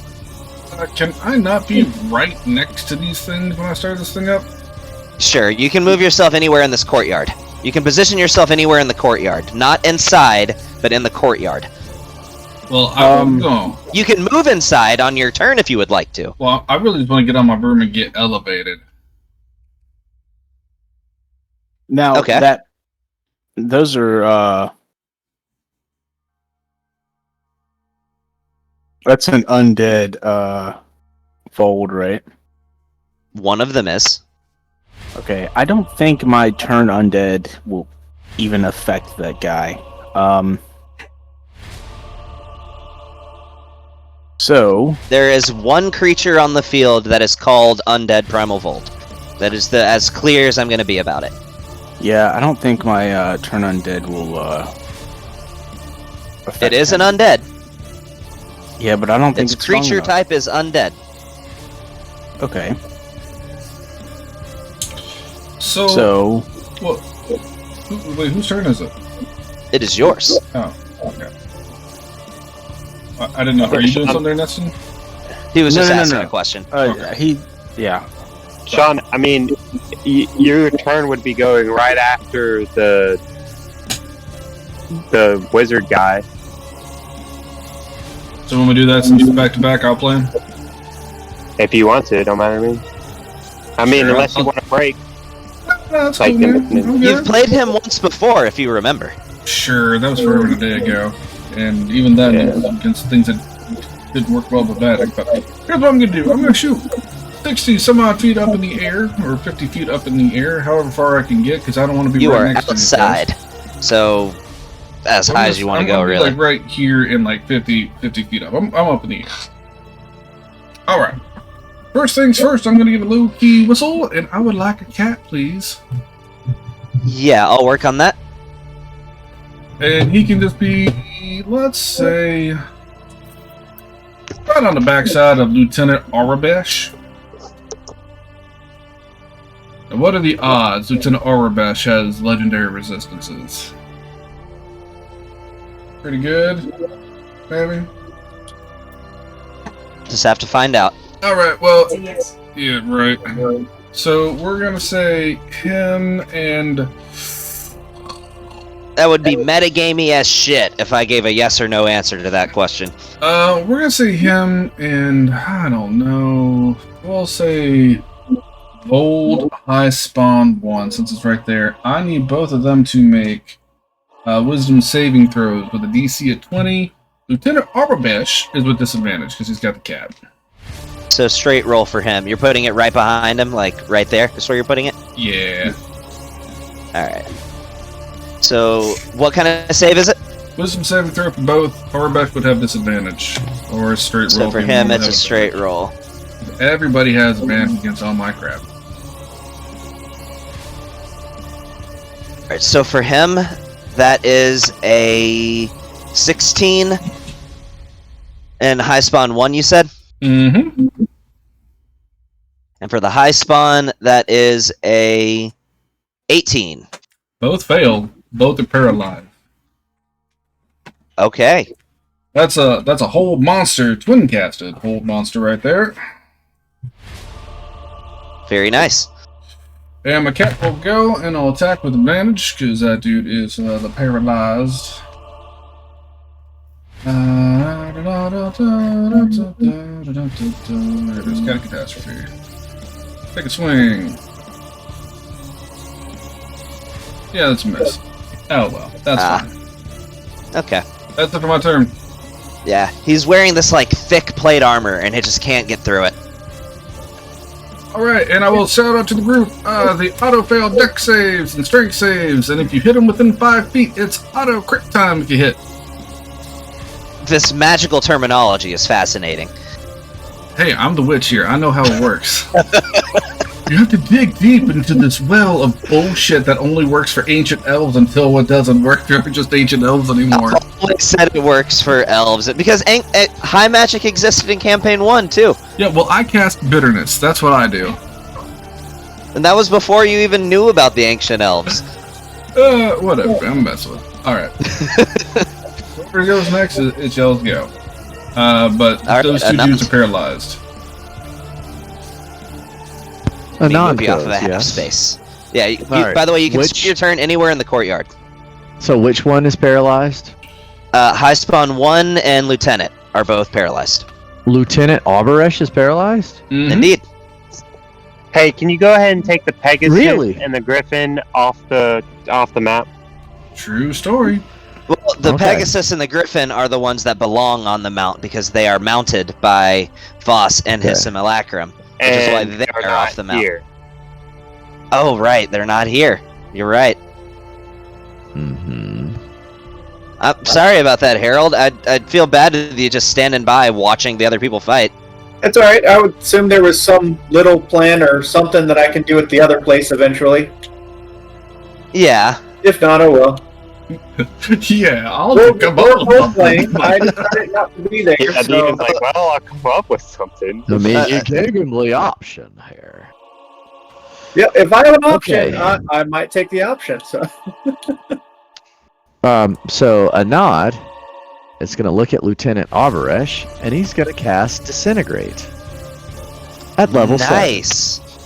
And that's And a make deck it fire. save that he automatically fails, That he right? automatically fails. So at level 7 Disintegrate, you add an additional 3d6, so that's 13d6.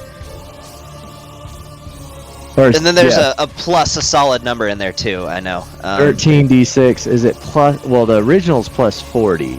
Does it increase when you take it up higher? It should tell you in the spell description. I don't think it does. I I'm think it's about just to more look at it now. dice. No, it's just so it's just 13d6 plus 40. So I'm gonna go ahead and do. I'm just gonna do it manually. Okay. 1, 2, 3, 4, By the 5, way, 6. Yeah, Harold, at this a is what I higher decided level. I'm gonna do. At the end of every round, we're gonna kind of cut away to what's going Plus on with 40. you. So Hey, that is actually, 90. What? I apologize, but for Disintegrate, when you cast it one level higher, it is an additional 3d6 for every That's- spell slot higher than 6. Yeah, that's what he did. Yeah, that's what I just said. Oh, that's I- why I did 13d6. Oh, okay. Yeah, my it's bad. 13d6 Oh, plus 40, so 13d6 that's what, plus 40. 91 fire 91 damage? Of fire damage. He's still alive, but he just absolutely sets ablaze. It's as if he spontaneously combusts when you use this spell on him, as his screams reverberate through the city. As he just shouts, "We will have her! She is our Where's, future!" He's paralyzed, so it's just. where's, That's what he shouts. where is it's Julius's turn too, right? That's right, you do go at the same time. Let me change that initiative for I him. was gonna say, please put that on there for put Daddy's little boy on there. Okay, well that has nothing on it. Okay, and I'm aware of the implication of this, and I'm gonna do it anyway. He is also going to cast Disintegrate at 7th level.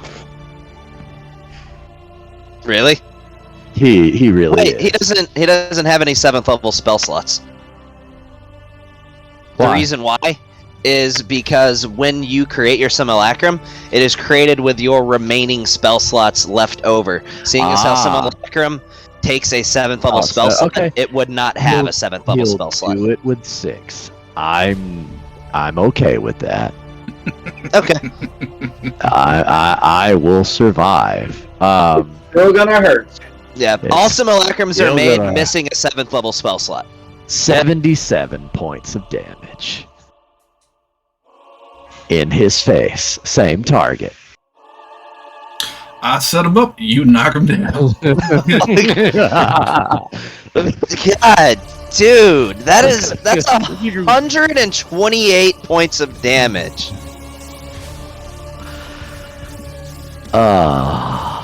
You know, I miss being able to just use lava, but this is a pretty good one too. I like this too. He's got like a Super Saiyan aura of fire around him right now. He's like, it hurts. It hurts so bad. Yamete Kunasai. Yes. 100%, yes. Why do you have to hurt me? Yamete Kunasai. Baby, don't hurt me. All right. Is that So, it? those are my And then cubes. Just ignore We're them. gonna ride up on It's and getting meet hot Lucas in in the here. air on the carpet. All right. So hot. This is like that scene from Fullmetal Alchemist when Roy Mustang set Lust on fire. It's getting hot in I here. love that scene too. I And know. he just keeps doing it, and she's just, Just- like, oh. Yeah. Anyway, Yes. All right. Is that the end of your turn? Yeah. How high in the air are you? As high as Lucas. Well, I know that, which is how high. Oh, 50 feet. Okay, right. All right, that is your max movement for the broom, or for the carpet, by the way. The carpet is slower than the broom. So, all right, Molly, you're up.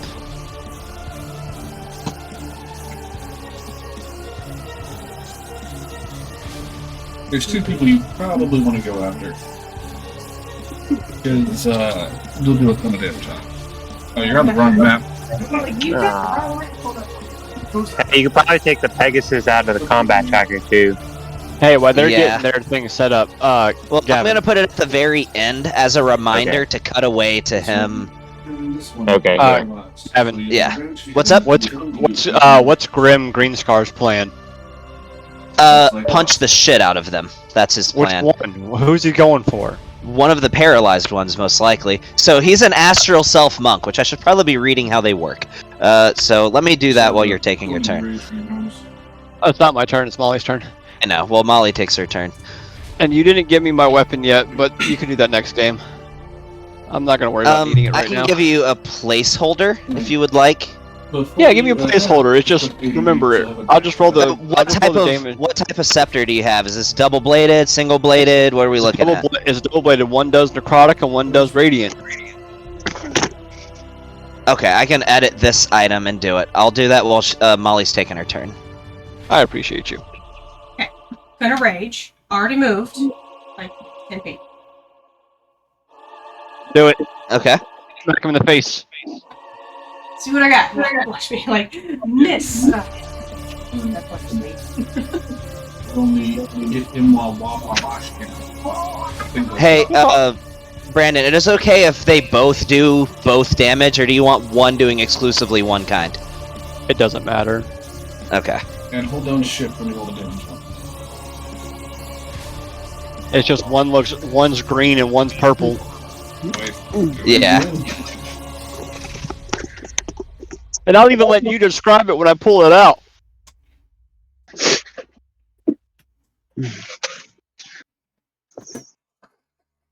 Take another 70 points. I got a third. My new toy. I get to play with it now. You would if you didn't use your bonus action to rage. Alright, this is very much a placeholder item. I will Yeah. give you the full version, but this will functionally work for this combat. And I'll come up with a better one later. That's fine. So drag that into your inventory. You don't get a third, but Yep. I got it.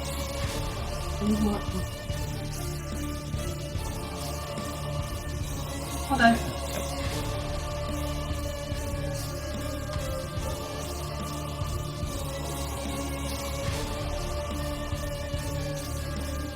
Thanks, yeah. And this does count as a martial arts weapon for you as well. Yeah, I know. That's why that's why I got this. yeah, no, he just totally checked out for the whole time. I'm sorry. Oh, So you took your turn. Yeah. We've already moved on. I'm waiting on the next guy. Let's go. I only dealt 70 points of damage. It's fine. Just whatever. Holy shit! And 72 points of damage? No, this is fine, but Mr. What's-His-Face got a pew-pew. Okay, alright. ADHD. I'm sorry. That is badass, though. Alright. Holy... Wait, is he... He's alive! Okay. He's only got like 500 hit points, apparently. So, Grim Greenscar's turn. So, what he is going to do is... Let's see, this feature looks cool. Yeah, let's do that. So he's going to summon Visage of the Astral Self. Spend a key point, and as you notice, these spectral arms appear, and it's almost like those old school, like, anatomy pictures where you see, like, there's the kind of Doctor Strange. Think Doctor Strange. Think that scene from Doctor Strange, as all these arms spread out from him in every direction. And he is going to rush towards this Vold High Spawn. And he does not have to get that close. And he is just going to...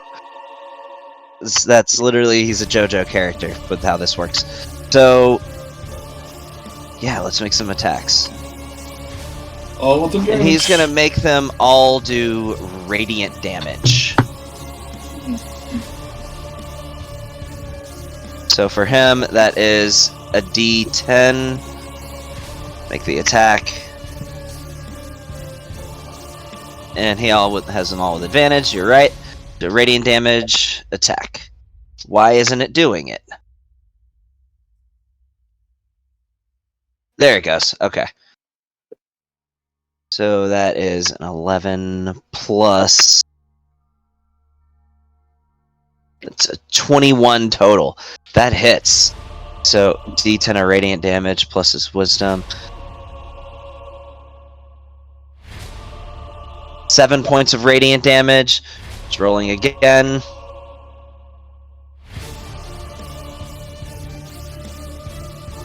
Yeah, that hits. Let me just... And then he's going to use a flurry of blows.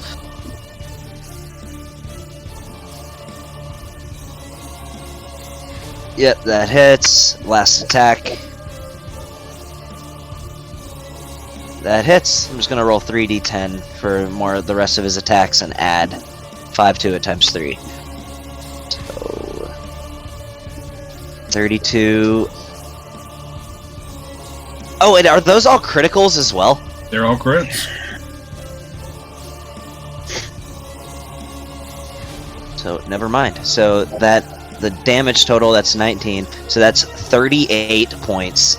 And then adding 58 points of damage he does is he just punches this thing into oblivion for 58 points of damage. That's it? For 3 attacks? 4 attacks, actually. It does a D10 of radiant damage. And I would be using a stunning strike, but there's no need because it's already stunned. Just saying, he's best in the world, man. He ain't got a candle against Molly.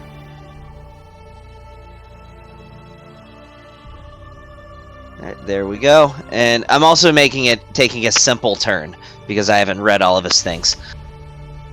High Spawn 2. Okay, it's not happy about what's going on here. So, however, it is also in a lot of pain. And with that being said, it knows exactly what it wants to do. So, it looks at you, Neston, and just says, "This is you. This is your doing," as it struggles to stand. "You will experience the pain that we have. And I need you to make a... What is it? Oh, never mind. That was an entirely a waste, because you have more than 100 hit points, don't you? I have 102. Okay, that does nothing. The power word pain? That's what I was trying to do, and I already said it, so I'm going with it. Yeah, that does nothing. Oh. Good thing you were at full health. Neston, looking super confused by the words of this thing, looks down at himself, looks around. Oh, okay. Yes, my head hurts. Oh, you fiend. And then he will grab his amulet and he'll utter a prayer and he says, Father of Light, Pelor, grant the son of Tintu your divine wrath, and I will cast Firestorm. Is that why you drew all those squares? Each one of those squares is a 10-foot column of fire that does a bunch of damage. They all have to make dexterity saving throws. I didn't know Firestorm was a cleric spell. It is. Mm-hmm. Yep. Cleric, druid, and I knew sorcerer. Flame Strike was, yeah. Yep, Firestorm. Nice. Nice. Do you want me to roll damage on each one of them, or just in the box? Just one instance of damage is Two of fine. them fail. So 2 of them auto fail. The Primal Vold, he gets to do it. Dexterity save. So I will I'm actually quickening this spell. Oh, you know what? No, I'm settling this spell. Yep. You have Meta Magic Adept? I do have Meta Magic Adept. That was the very first feat that I chose. So I'm going to settle this spell. To be able to get a heal off without it getting counterspelled, I remember. And then you just never heal. It doesn't matter. Oh wait, that one has advantage. Let me see. Nope. No advantage. They all fail though. I don't think they get advantage in the Holy Order, do they? So what it does is they all have disadvantage on their attack rolls. They all have disadvantage on concentration checks. All of their movement speed is halved. That's what it does. And if it's an undead, it has to make a Constitution saving throw or be blinded. That's right. That's what your Holy Aura does. Yeah. So, and I never made that for him. So let me make that. How does a 19 do? Fails. No, that succeeds. My DC is 18. Ah, okay. Yeah, I mean, you imagine this is not the only undead in this city right now. It's just not the majority of them. It is certainly a member of their forces, though. Yeah. Alright. Yeah, and then for my bonus action... Oh, yeah, you need to roll the damage for that, man. Oh, I 45. Did. 45. I need to add it to pretty much everybody on the combat tracker, right? Yeah, all the enemies take 45 points of fire damage. How do you want to do this against Lieutenant Arabesh? Hey, that was my kill. I was waiting for that. In a divine pillar of flame? Like, just eviscerated? Well, disintegrated, you mean? No, eviscerated. Eviscerated means that your organs are hanging outside of your body. Yeah, both of them. And they're on fire. And exploding. So what? We having liver tonight? Is that what you're saying? Yeah. I want them all caught on fire. Okay. Yeah, alright. Don't worry, Lieutenant. It's almost your turn. Oh, never mind. Quality. Dirty kill stealer. Alright. And then I don't know what type of bonus... I forgot what kind of bonus actions... You can extend your dark vision to everyone in the party.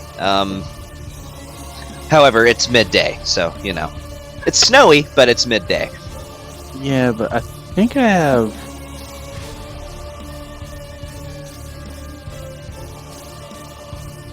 No, shoot, I can't cast another spell. Can I quicken a cantrip? I can quicken a cantrip, right? Yeah. Nah, You can. I don't want to save. if you I have wanna enough save sorcery my- points, but I I don't only think have you- 2. Yeah. So, yeah, I don't Doesn't wanna it use cost the last 2 one. to quicken a spell It anyway? Yeah. Yeah. Yeah, that's gonna be that's gonna be my turn after I run over here. Yep. Then I will clear all of these pointers. Okay. Now, Brandon, would you like me to give the intro for your new weapon? Yeah. Or do you got this? No, do it. As he pulls it out. So you see he pulls out this rod, and one after another, let's be honest, guys, it's a lightsaber. He pulls out this arc scepter, and just shing, this shimmering, roaring blade spontaneously appears on one end of it. It kind of apparates onto the end of the weapon. It doesn't actually appear from outward end. It just literally manifests instantaneously as this other spectral blade appears out of the other end, one being purple, one being green, as this magical shimmer encompasses it. Now this blade sort of appears half solid, half not. It looks like it has substance, but it's almost like a picture hard light from sci-fi. In fact, Tony, you know what I'm talking about. You play Halo. Mhm. It's almost looks like it's made out of a hard light kind of substance. As it has just this steady shimmer, light roaring noise along the entirety of the blade. So, bonus action, Shield of Faith. Okay, Gavin, if you would take off the lieutenant and the cat. Oh, yes. And then I'm going to move up here. I am okay with taking him off because there's literally nothing left of him. Yeah, bonus action, Shield of Faith, move up here. Hey, tacos are done. I'm gonna take a 10-minute and eat. If it's my turn, you already know what I want to do. Just repeat. I think last you're time. safe. Okay, I'll be right back. All So right. I get advantage on this guy, right? Yes. Cool. All attacks have advantage.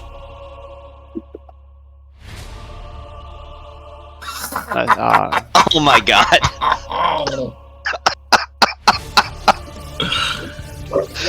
Dude, what are you doing? He literally can't move. I know. Just go straight sideways.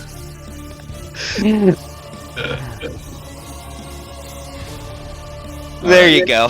And it's a crit. Just working out the kinks. That's what you're doing, Ungon. You're just working out the kinks. Yeah, it's a crit too. It does critical damage. The whole Yeah, ship. with lightsabers, you want to hold the not laser end. God damn, you rolled a bunch of ones. Yeah. Well, Still, already- you rolled a bunch of ones. You still rolled 25. your damage isn't rolling right because it's not adding your modifier to it. But let me fix that for you real quick before you roll it, and I'll manually add that in.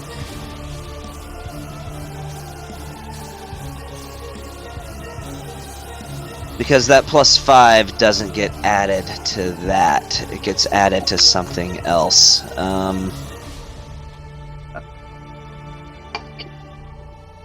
You know, I'm just going to throw it into the necrotic for now. Again, this is short term. I'll fix it later. okay. So let me add 5 more damage to that creature. This is number 1. Alright, you may make your next attack. It's functionally working for now. I'll have something better next session. That's Hungon's turn. I already used my bonus action. Don't you get 2 attacks? You missed on the first one with the 1 and a 2. I missed the first Oh, one. that's right. Okay. Yep. I used my bonus action already. Shield of Faith, that gives you an AC boost, right? So Okay. my AC is now 24. Cool. That comes with your new level up, right? Mm-hmm. Yeah. That's cool. That's why I'm able to do cleric magic now. Because that's sort of the thing you chose for it. Yeah. Yeah, All right, I figured that works. it goes with the theme. Yeah. Okay. Cool. All right. Snowflake's turn. Oh wait, he's not here. Yeah, but however, you know, we're gonna do the cutaway before the end of the round because it's what his turn would have been anyway. So, we're just gonna handle both, you know, Voss as well as Drakon. So you appear at the outskirts of Fort Dawnspear, and as you can see, they are handling themselves quite well. You are accompanied, of course, with the Heralds of Requiem. So, they present to you and say, we have an option. We could teleport inside to reconvene with the main force, or we could attempt to break their lines from the outside in. And then they refer to you and they say, they refer to Drakon and they say, Drakon, you're the most familiar with this order, and as well as your companion, of course, being in present company. What do you believe that we should do? What would be the better approach towards entering the fort? Should we just teleport in, or should we try to interrupt their lines from the outside? Or anything in between? We need a strategy.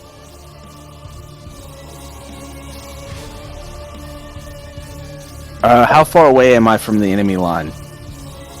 You're probably about half a mile back. Half a mile back.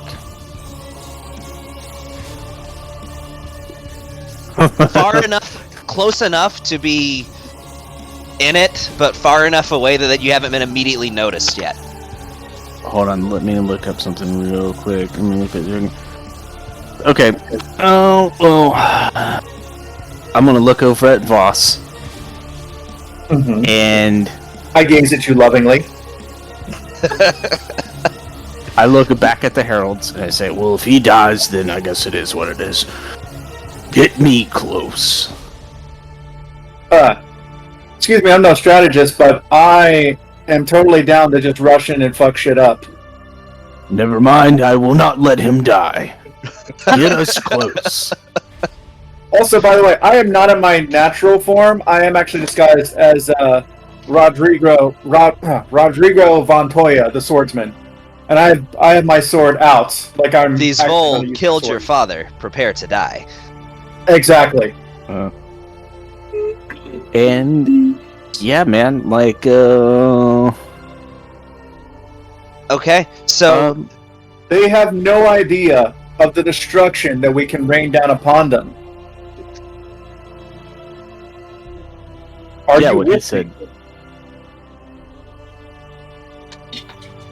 But yeah, I'm for it. I'm for attacking them head on. I'm going to give you some bardic inspiration before we go in. So that was my encouragement. That was giving you some bardic inspiration. So watching Anon use an ability last game, I would like to pick up a spell if I can, the Kappa Mega Harsh Menagerie Halcyon Wave. Yeah. You're using your level up for that? Yeah, I want to pick it up at 6th level. Because it's cool, but I'll never, since Anon's not here, I'm not going to show him that I learned it from him. But instead of it, like, it's just a roaring breath. I mean, you can make it like a blue fire beam. That's one thing you can do. Let me get you guys on here real quick. Luckily this time you don't won't need take a all combat that tracker long for that. I mean, unless Harold wants one. My spell slots are back, right? No. Well, you had a short rest. You would have anything you would get from a short rest. Okay, so only bardic inspiration would be back. I don't have my spell slots back. Got it. Oh well, if you don't have your spell slots, then fuck that, dude. Let's go teleport inside. I'm still down to fight. I am DTF. No one gonna pick it. Okay. You know, now that I'm thinking about it, I think to go see the. Well, I'm sure he's down. He's DTF. Okay. He is a bard. By the way, here's the way we're gonna kind of do this. This is gonna be like a blended theater of the mind / combat tracker thing, because I don't want to keep track of 2 fights in a combat tracker. So I have a map for you guys to look at to kind of help with your strategization, so you can place yourself where you would like to portray to me that you would be, but the rest of it is largely going to be theater of the mind. How about if that this? makes sense. I'm going to look over and say, look, if you don't want to fight, then you find your own way in. I'll find my way in. And with that, I'm going to enter the ethereal plane. I do think we should go find Zetkar. Dawn Commander? Yeah. So, like, Azon, which is the rogue of their party, speaks up and says, I would not be a After all, before strategization, you should always speak with the commander of your collaborating army. After all, you don't wish to inadvertently step on each other's toes. Who is this guy? This is Azon. It's a she, actually. She's an air Ganassi. Shut up while I'm thinking, and then I'll cast Sending. Okay. Zetgor! The heralds and I are here. So, for the first time, normally, he is a very composed individual. He sounds frustrated. And then he just says to you, "Then what the hell are you doing out there? Reinforce the main troops!" I would look back at the heralds and be like, to the main troops. Alright, so I'm not entering the Imperial plane. Yeah, well, So we're fighting then? Yes? Are we yeah, fighting? I guess is the main troops are at the front line, right? They are. So, to describe the scene to you, you notice that the forces of Fort Donspear are just sort of like they're raining down siege weapons upon their lines. I mean, they are doing fine. It's not that his goal is to defeat them, because you're pretty sure that he's confident that he can. He wants to clear them out quickly, is what his goal is. Yeah. He is. Then, So they are firing like traditional gunpowder style cannons at them, launching ballistas at them. Their forces are holding the line with, pikes and shields, and they have gunmen at the top who are firing rifles down. I mean, they are trying to make quick work. then we will go and reinforce, I believe. Voss? Agreed. Yeah, head Let's go straight in. reinforce. Yeah. We've gone from plan A to plan B, C, and then back to A. I mean, Okay. I'm game for plan A, fuck shit up. Yeah, plan A. So, in plan fuck shit up, what is your plan? To fuck shit up. I mean, you'll know that when the fight starts. I'm not going to tell the DM what I plan to attack with at the beginning. Okay. Come on. God, I wish there was a way to have 2 combat trackers. I wish there was Right? more than one Oh, God. combat tracker. No, because then this will make it so slowed down. It's ridiculous. I Hey know, wait, Gavin, more you people know on you there. know what you do? What's Kevin? that? You change their numbers to be at the very bottom of the combat tracker. Yeah, like, it doesn't need to be complicated. Just put, like, me, him, and, like, 3 bad guys at the very bottom. We'll get our shit Yeah. done. And Yeah. just put, Harold at, 1, Drakon at 2, and then 3, 4, and 5 are your freaking bad guys. That's not a bad idea. So imagine that the heralds are helping you, because I don't want 800 Yeah. items on the combat tracker. No, dude, So- I'm perfectly fine with Theater of the Mind. And then here's the thing. You know what you do, Gavin? So there's a whole You give other the guy. three bad guys, give them like 150 hit points apiece. Or like 100 hit points apiece. Yeah. You give them a high number to make it like they're taking out 4 to 5 to 10 10 people when they kill 1. Not a horrible idea. So, yeah, we're just gonna say that each of these bad guys counts for like 3 bad guys. Alright, so we can just roll attacks and chat or whatever. yeah, or you can roll directly on them. That's fine. So yeah, theater to the minding this shit. Alright, here we go. So, Voss, take your turn. I have you not actually there, but I have the Pegasus and the Griffin there. So you know who is which. Alright, but I'm close enough to be, like, in attack range, right? Yes, absolutely.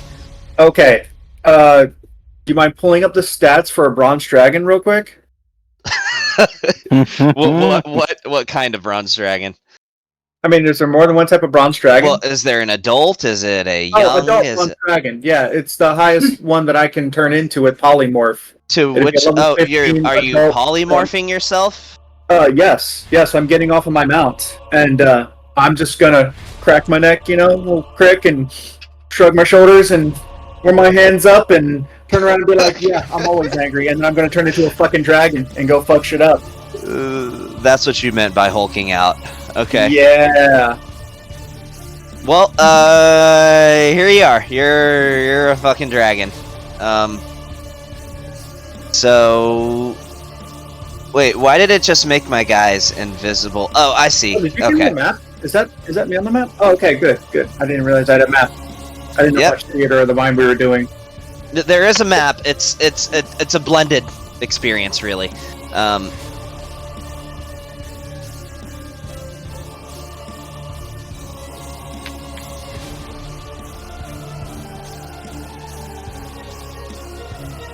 All right. So, is it just 2 of these Volt high spawns I'm fighting, right? Is that all? Imagine it's 3 each. Imagine it's 6 of them, and imagine the heralds are helping you. Okay. Is back. Welcome back. So yeah, I would just roll on one of them. Okay. So I can't roll with my one round. regular attack. You can tell me what you're doing, and I'll do it. So as the dragon, what are you doing? A breath weapon? Yeah, I was gonna do repulsion breath. Each creature in that area nice. must succeed on a DC 19 Strength saving throw, and on a failed save, the creature is pushed 60 feet away.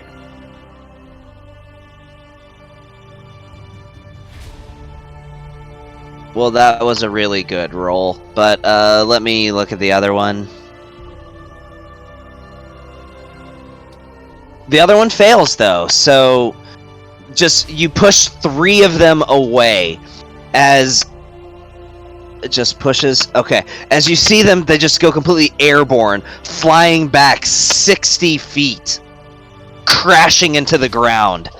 And you can tell this is definitely you have been noticed now, certainly, as their force breaks, and suddenly you notice that as they get distracted, the more of these trebuchets land, more of these cannon fire begin to take out some more of their numbers, as they begin to strike them down with their spears, as these enemies suddenly just in the chaos of this interruption, the force begins to take even more of an upper hand.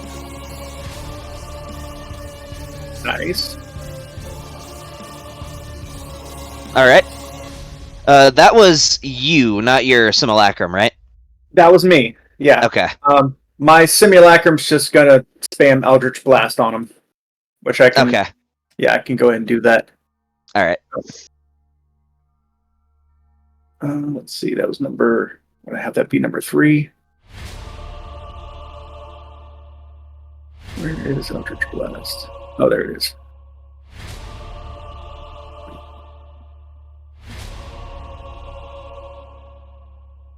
Can I do it 3 times? Just like that? Yeah, you can. That works. I can just count what they are. What's your modifier? Oh, shit. 17, No, 12, and 16. Modifier is going to be a...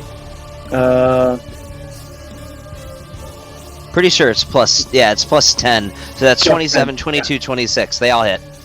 Okay. So then... 2...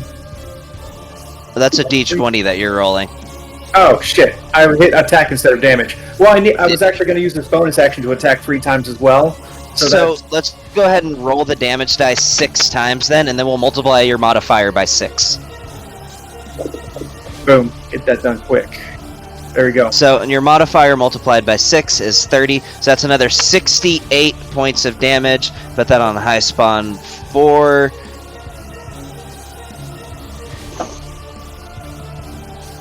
Okay. Yep, and then it's my turn.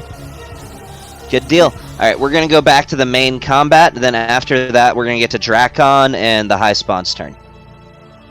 So, next in line is Undead Primal Vold. Let me get back to my other battle map. Here it is. Alright, so it is going to... Seeing Molly as the biggest threat after skewering the crap out of her commander and also being close by, it's going to charge up to Molly, and it's going to go for some attacks at Molly. I assume Molly is raging. Yeah. Alright, so it's going in with these attacks. That's going to be just a straight roll. Are we back in our world? Yes, we are. So that's a 26. All right. So That hits. I'm gonna roll it in the chat so you can half it. That is 6 points of damage total. God, it's so good to be a barbarian. Damn, it feels Even good to be breaking again. temporary hit points. It's attacking again. 18. It hits. Oh, why didn't Right on it. it didn't do that right?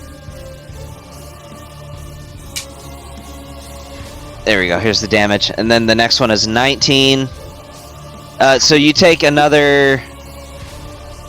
Oh wow! I realized why that damage was so horrible because it rolled nothing but ones. So this one is 37 off of the same damage dice that gave me a 13. But however, for you that's 18. So you've taken 6, 18, 24. Then rolling the damage one more time for a total of 39 points of damage total from his full round. And that's even after it was halved? That's even after it was halved. All my technical. It's 39 minus 21, so actually 18 wounds is what you took. Total. All right, the Primal Vold. So it is going to run, 46. and it is going to leap over your head, Ungan. You may make an attack of opportunity if you would like, and it's going to land right here. Yep, give me 2 seconds.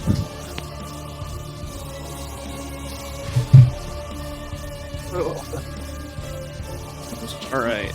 Attack for opportunity. It's 30, so- Oh, I'm sure it is, right? There. Yep, there you go. That hits.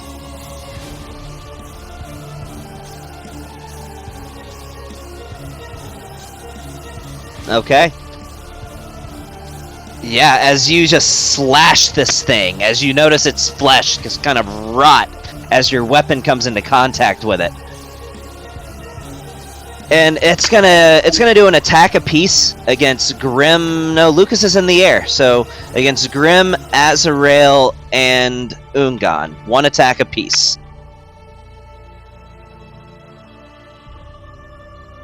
Okie dokie. That misses Grim as he just matrixes out of the way as this arm just swipes over him. It's gonna attack Azrael.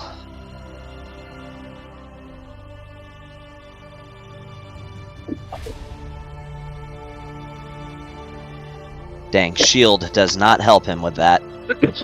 Alright, he takes the damage.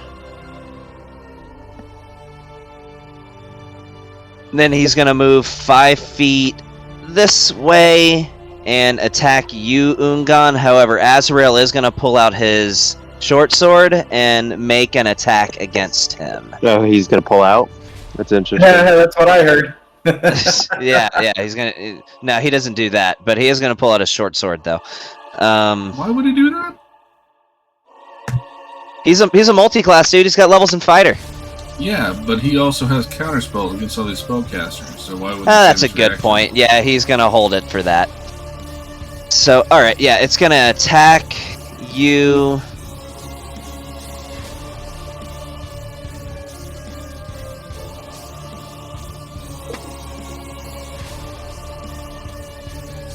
That hits.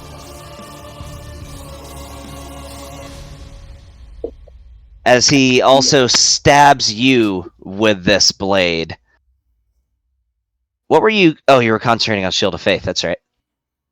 I like that it does that. And you succeed on your concentration check. Perfect. And that's the end of his turn. Hold on. What did he hit me with? Just a spike attack.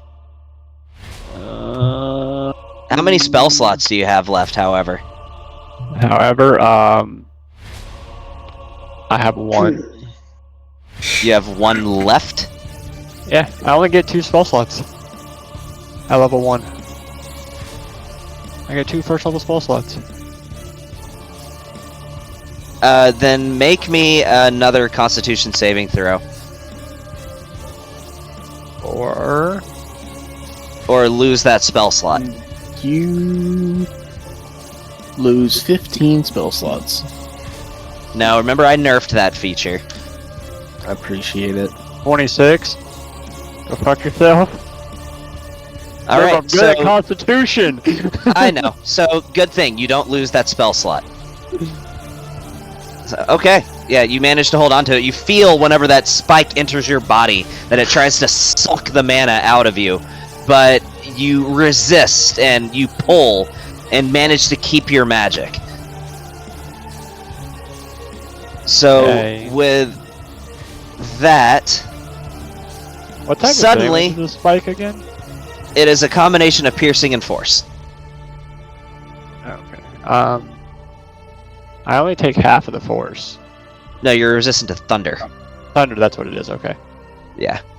So with that, you see a familiar face. When emerging from behind one of the buildings, you see Heretia Kaimor as she just shouts with like an angry battle cry, just "Ah!" as she charges in with her weapon drawn. And she's going to go in for a full round of attacks. The first one is just going to be... Yeah, she's going to use her Spell Strike with this.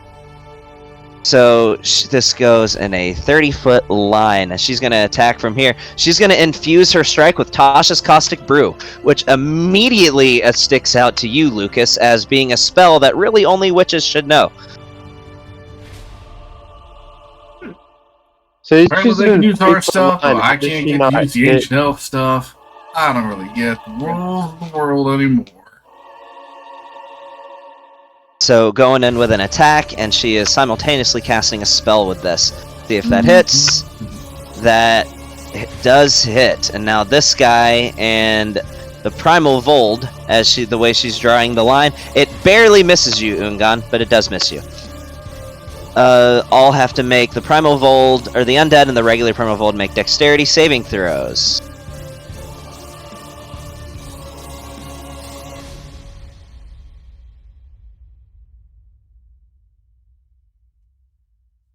And with that, it's a 15 and a 6. So that is a definitive failure. So they take an additional 2d4 acid damage. And then she's going to use her second attack. She can only spell strike once in a turn. Going to attack it. Ah, that is a nat 1, so she very much misses. She is, however, going to go ahead and quicken a cantrip. So the cantrip that she is going to quicken is going to be Green Flame Blade. So that is another melee attack that she gets to do.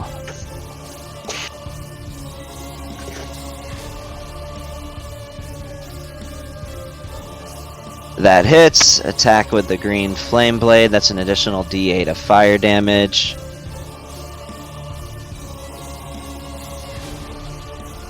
It doesn't have a way of adding it itself. I'll do it. That's fine. And that's another 8.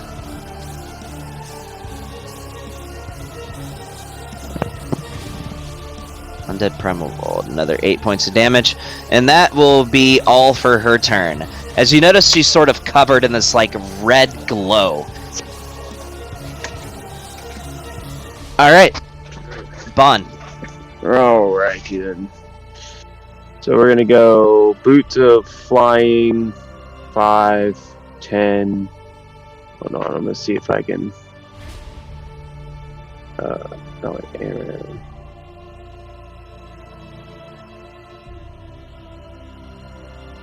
I don't hit anybody with that, right? Other than the people I want to. With what? Arcane Cannon. Fire Blast. No, that looks like a pretty safe trajectory for the attack. Yeah, so it's gonna hit all 3 of them. Okay, that's a dex save? Yep, one of them automatically fails. That's right, high spawn 1 is the one that automatically fails, yeah. Okay, yeah, so let me do one for the Primal Vold and the high spawn 2.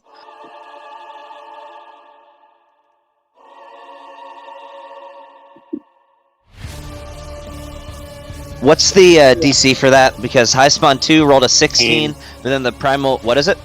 15. Okay, High Spawn 2 succeeds, Primal Vold fails, and High Spawn 1 fails. So 2 out of 3 fail. Okay.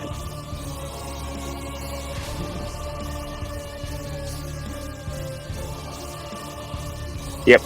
So one of them takes half of that. And that is what kind of damage? Is that lightning? Fire Damage. Okay. So all of them but High Spawn 2 take 35 points of damage, and it takes 17. So Prime Fold takes 17. That's 86. And then High Spawn 2 takes 17, 62, and then the other one's going to take full damage. So another. But they 2 of them should take full damage. Yeah. That's what I'm saying. 2 of them are taking Okay. full damage. One's taking half. Yep. All right, there we go. Yeah, I got it in. And then I'm gonna dip behind this fence, assuming I can, You can. and hide. It's about 5 feet tall, so it's kind of the perfect vantage point for you to hide behind. Yeah, I'm gonna hide. So, do you need me to? I need a stealth check, yes. Do you need a stealth check? Okay. I You do. Sure you need, I'm sure it'll be like 80, but I still need one. You sure you need one? Yeah. Okay. Yeah. There you go. They all look right at you. No, I'm just kidding. Yeah, no, you're gone to the world. Yep.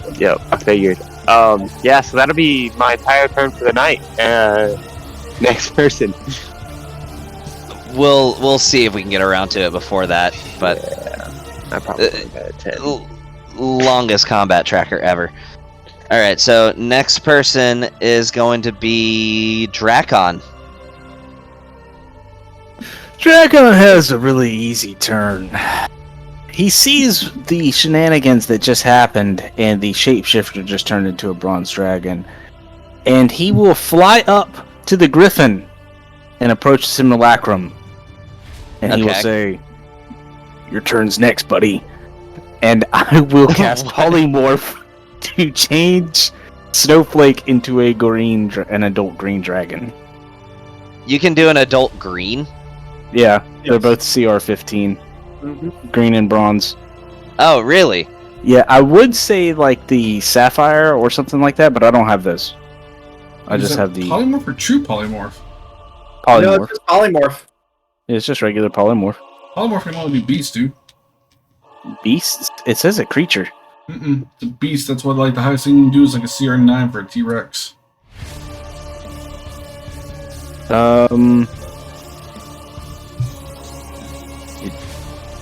Where does it? Which paragraph does it say it?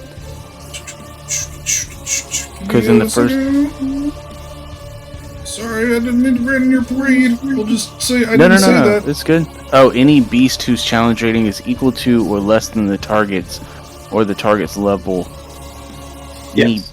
So we don't have a challenge rating. We just have our level. So it goes 15. Well, yeah, that's what he's saying though. But it's the key word is beast. Beast, and the highest level beast is like a CR9 for like a T-Rex.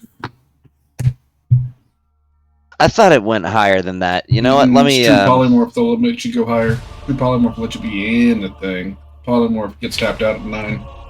Because of the limitation on beasts, right? Yes. So if you know a beast with a higher CR, It just says new form. It just says transfers them into a new form. Oh, any beast who's challenging. You could be a Traxagore, whatever the hell that is. I'm googling it right now. I don't want to put a little blur. No. I It's sent good. over this for like hours in advance, and it does let you transform. Apparently, a into thing. Traxagore is just like an insanely powerful otter.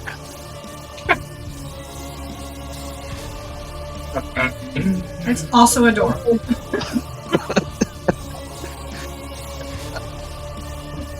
You want to be a Traxagore? I just want to hug it as it eats your face off.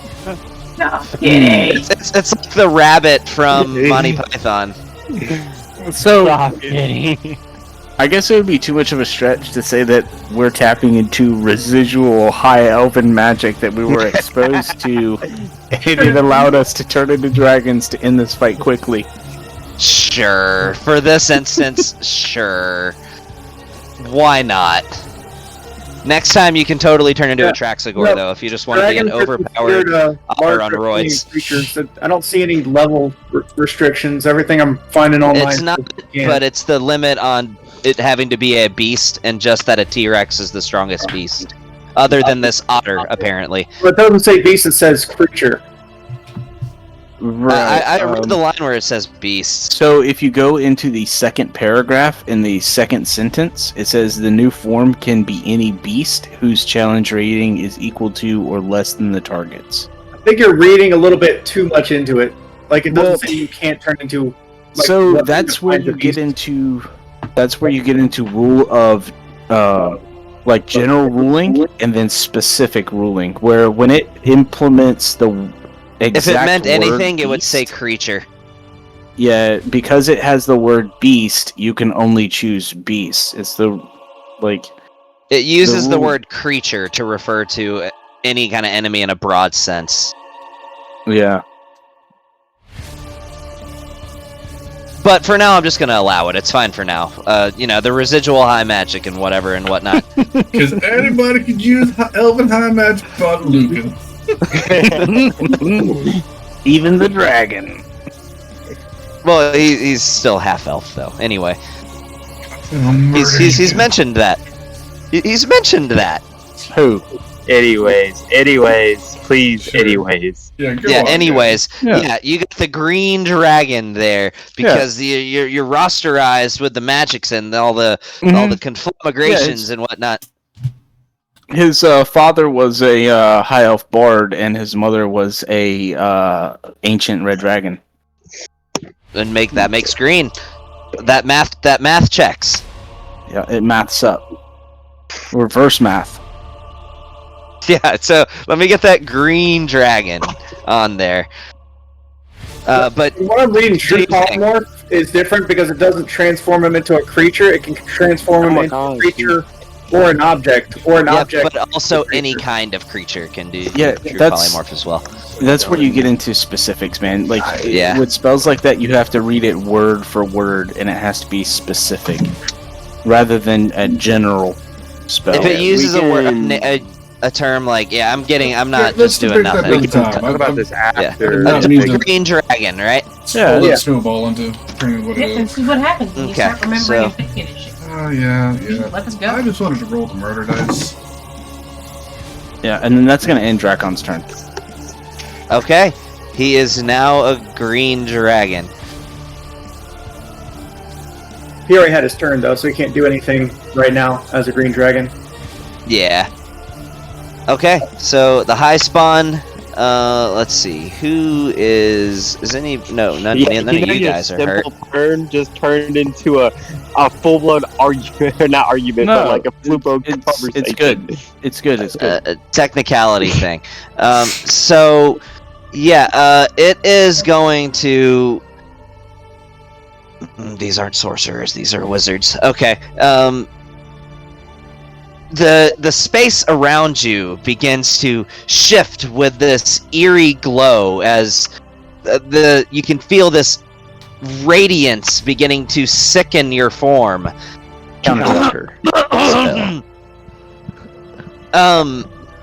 As it It's casts a not on spell. this map.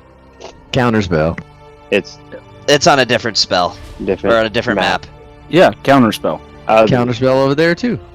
All right, give me a Not spell hit it- casting Hit it ability with a check. meta magic. What level? Counterspell. That's gonna be a hell of an extended. Yes. I use all my meta magic to cast Well, see, counterspell Mr. from Pibbles miles away. actually went with them, and I can cast spells through Mr. Pibbles. So. But she, okay. I'm gonna cast this counterspell just because I can. I'm gonna cast it at 5th level. Oh yeah, then that goes off without a hitch. You shut it down. Thank you. Fuck off, nerd.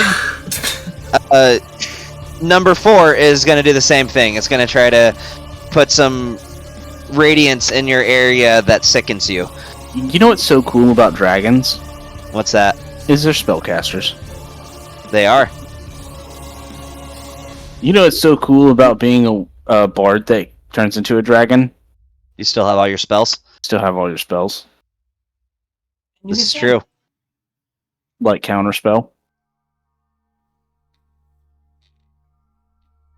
Spell goes off in 3, Wraith, are you there? 2, Yep, I'm here.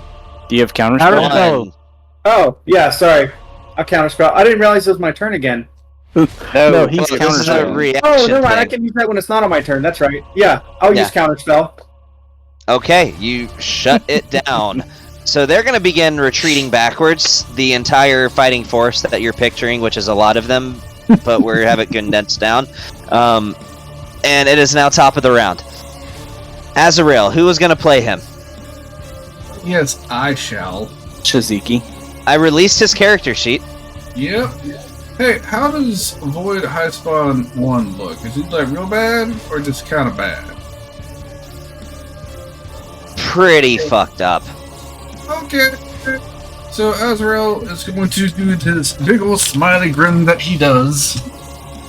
Oh, it's a wonderful day. And he's going to come right over here. And he's just going to give a big old winky wink. And he's going to fire off one of the Crown of Stars at this guy. It will be a straight roll, because it's advantage, because he's paralyzed, disadvantage, because he's in super close up. But is it a crit if it hits? Well, let's see if it hits. Yep. And the attack within 5 feet is a crit. Alright.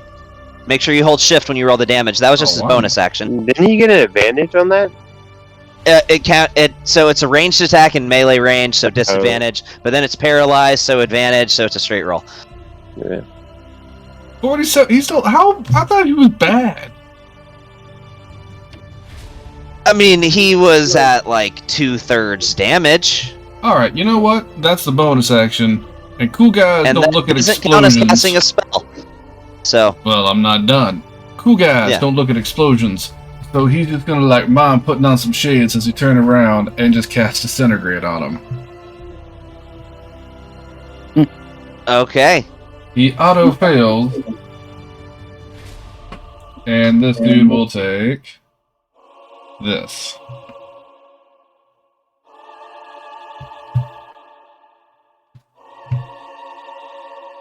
It still barely hangs on.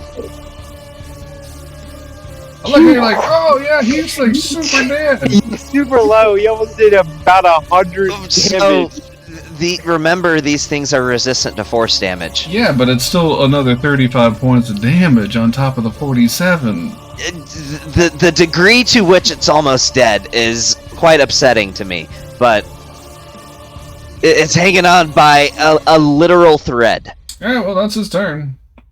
Yeah, sort of anticlimactic that he put the shades on and everything, and then he doesn't die.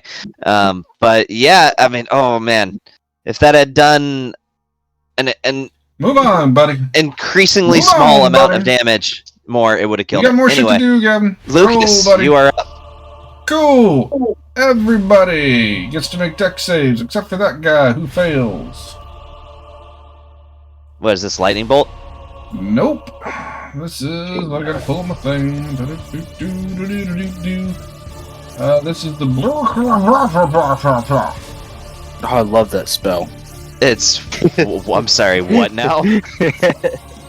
It's the Kamehameha. I didn't know you knew that. It is Blur Cloud Plasma Bomb. Oh, the plasma bomb. Okay.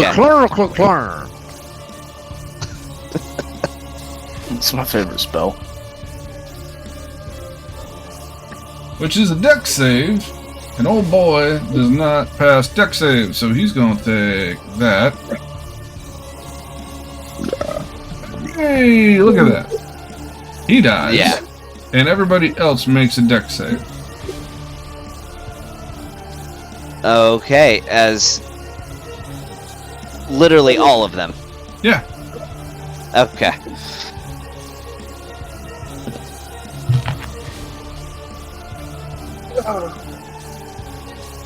That's a 12. Fails. That's a 21. Passes, so he takes half. All right. High spawn 2. That is a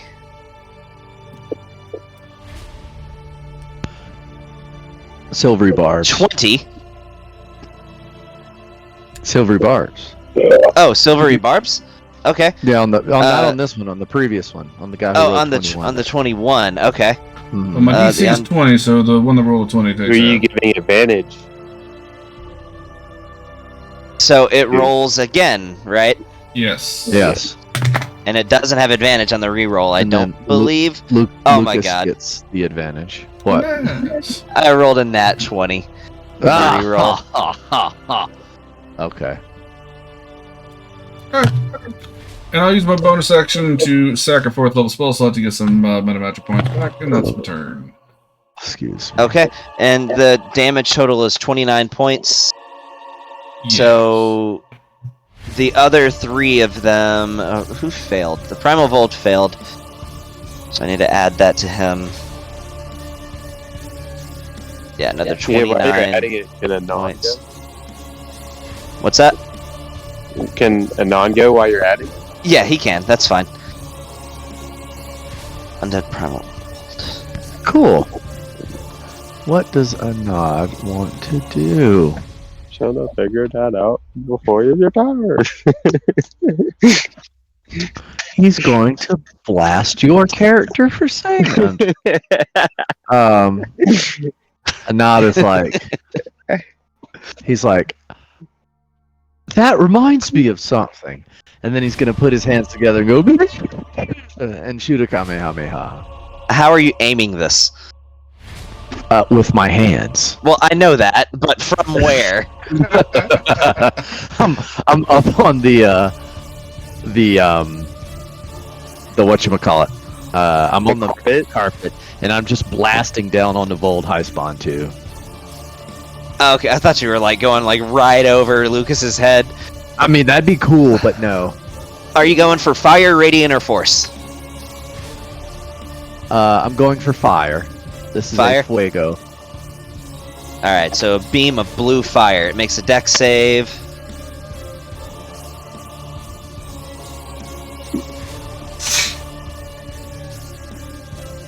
God, dude, I keep rolling phenomenally for this thing saves. It's fine. You still take some of that D. Another 14 points of fire damage as you are concentrating this beam on him. Okay, and it's still Julius's turn. You gonna father-son Kamehameha this? I don't have that power. Oh, that's Julius right. doesn't have that power. But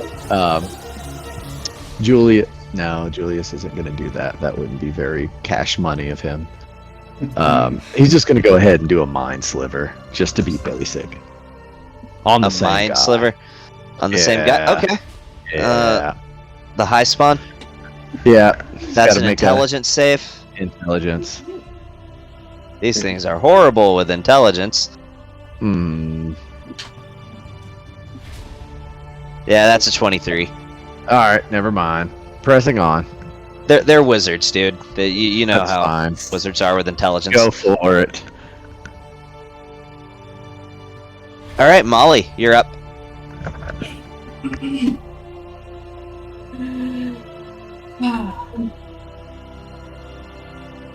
Oh, actually, hey guys, while you figure out your turn, Molly, can we take a 5-minute? Go use the bathroom. Okay. That's cool.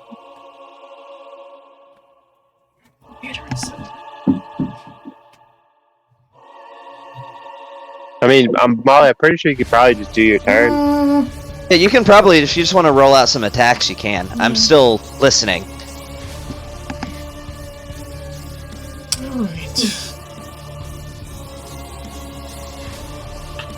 So this dude, and this dude have just shy of 1 billion hit points. Yeah.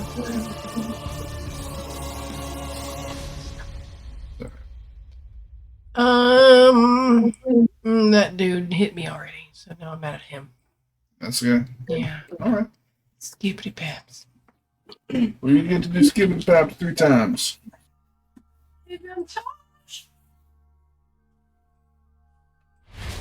If you want to go reckless, you get advantage. Otherwise, it's straight roll. Yeah.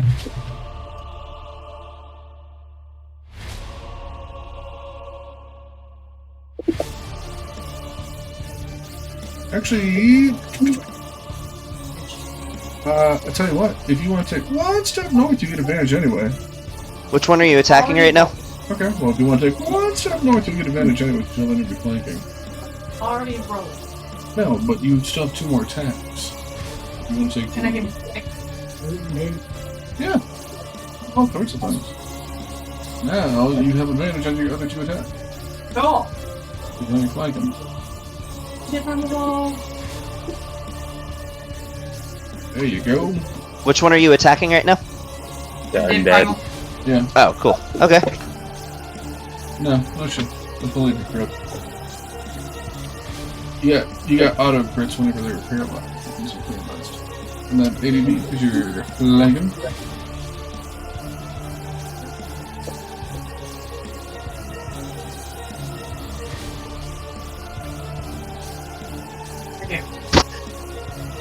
So all of your attacks went towards this undead Vold? Yeah. Yeah. Okay, and you charge this thing, and how many times did you hit? Twice. Like Twice? 42, 44 damage. Damn. Okay, so this undead Primal Vold does not look happy with you. As after you make these attacks, it shrieks back in pain, and now it has its eyes pretty solely set on you. Yeah. Alright, next person. Grim Greenscar, because I know what Astral Self monks do. Alright, Way of the Astral Self. What else is he gonna do?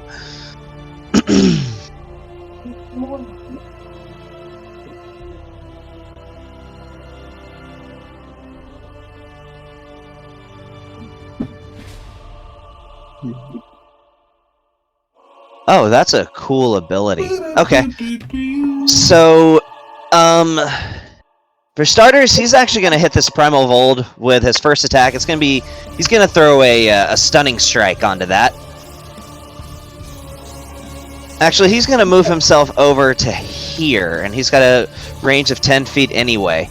So, he's going to see... Hey, people who know monks, can you use Stunning Strike more than once in a turn? Or is it only once a turn? You can use it as many times as you can with key points. Perfect. So he's actually going to go with this guy with his Staff of Striking, really. Oh, he's got a Staff of Striking. Nice. And he rolls a nat 1. The best martial artist in the world is not looking that impressive right now, but he's still going to go for another attack. And there we go. That one hits. Anybody would.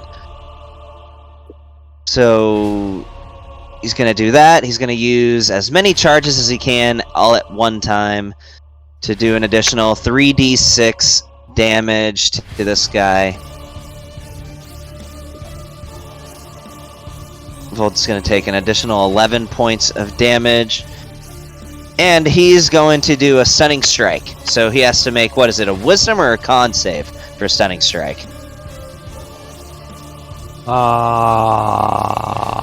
Give me a second. I think it's con, but give me 2 seconds and I'll tell you. I believe they just nerfed Stunning Strike. It's con. Con? Okay. Yep. Well, they just nerfed the entire monk, but I'm not going with the nerf because it's stupid. Yeah, there's a lot of people that's kind of outraged about it. Like, nerfs weren't necessarily OP that they needed to get nerfed. I just don't know why they thought the monk was what needed to be nerfed. They literally nerfed the weakest class in the entire game. Well, it's not the weakest in the game. I would give that to Ranger, but... Ranger has RP versatility. It succeeds. Considering RP is irrelevant. It's going to use its bonus action. He's going to use his bonus action for another attack. That hits. Throw the damage on it. Another 3d6 is what he's going to do. That takes an additional 14. And he's going to try to do another stunning strike, so let's see what he does.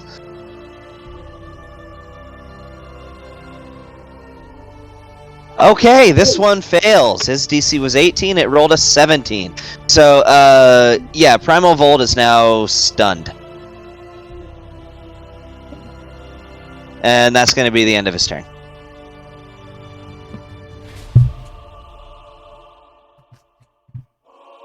So next turn is High spawn. Gold high 2. spawn. Yeah, that's right.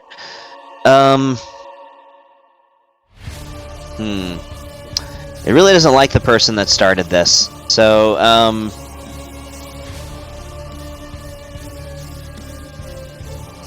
ooh, I know what it's gonna do.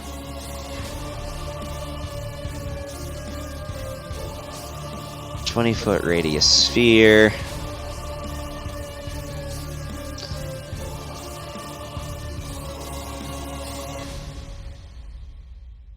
So it's gonna go and place this right. Counterspell from Azrael. It's gonna try to counterspell Azrael. Counter the counter. Oh, okay. All right, it And was if gonna you do wanna try- Vitrolic Sphere, but I guess it's not. I was gonna say, Julius was waiting for you to say something else, just in I don't case know you how had it even another knows idea. I'm right there, but okay.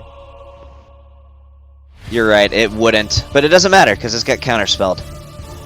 Now, Into with that a It being has the Elven case, High magic, so it just knows these things. with that being the case, I probably would have tried to place it like this. Then, Yeah. no, it wouldn't have known. All right, Neston, you're up.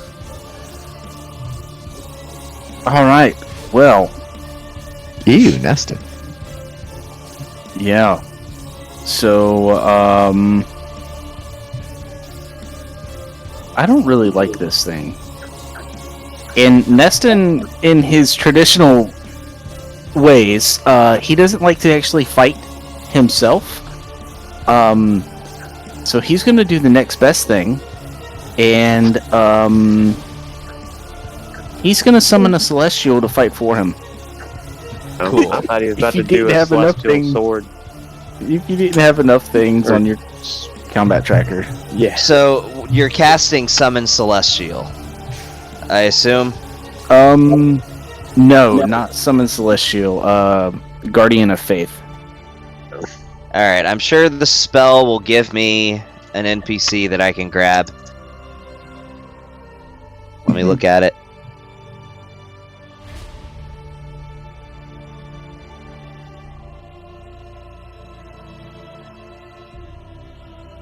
Actually, it doesn't go on the combat tracker. I'll just give it a circle, and you can move it. Yeah, so it's gonna just attack Void High Spawn too.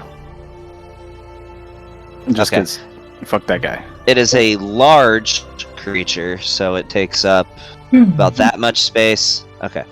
High spawn 2, move it over here, and it's just gonna attack it. Alright, roll your attack. It's a dexterity, so Oh, it's a dexterity save? Okay. Alright, rolls it, and that is an 8, why does he have advantage? because it's magic.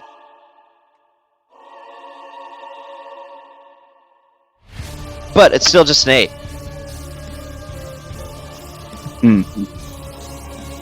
Yeah, that's just 20 points of radiant damage. Does it not even roll it? Oh, Nope. you're right, it doesn't. It's just 20 points. 3, 8, 4. Weird. Okay, yeah, it strikes it, and as you see this flash as this like angelic being hits it with this sword. Yeah, and then that'll end my turn. Ungan. All right, here we go. Motherfucker. He's the primal volt is stunned, right? It is, yes. It is stunned. Bet. All right. So here we go. And you are flanking anyway. Well, you wouldn't even need it, but you are. Advantage. We're gonna hit him once with this.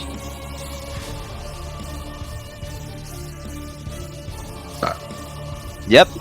And hey, Sean. When they're stunned, is a melee attack an auto crit? No, it's only paralyzed. Okay. They're gonna take that damage.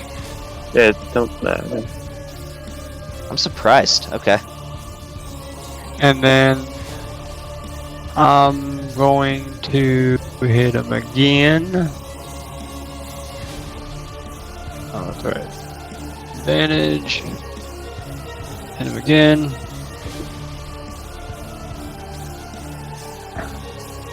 Alright. Hit him with that. I'm gonna spend a key point. Do Fury of Blows. And I'm gonna hit him with my fist this time. Oh, that's an advantage. It still hits, but roll a 20 to see if I crit. No crit, but I still hit. So he's gonna take this.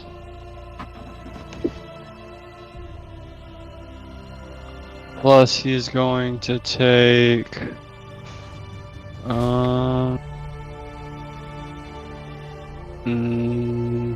Sean, give me a second. The hell? Oh, snap! Hold on. Plus, he is going to take. Give me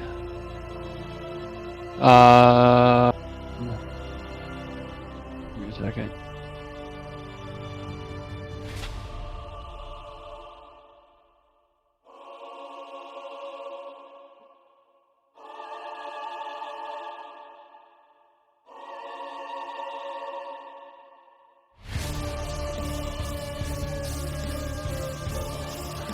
Oh, this is fun.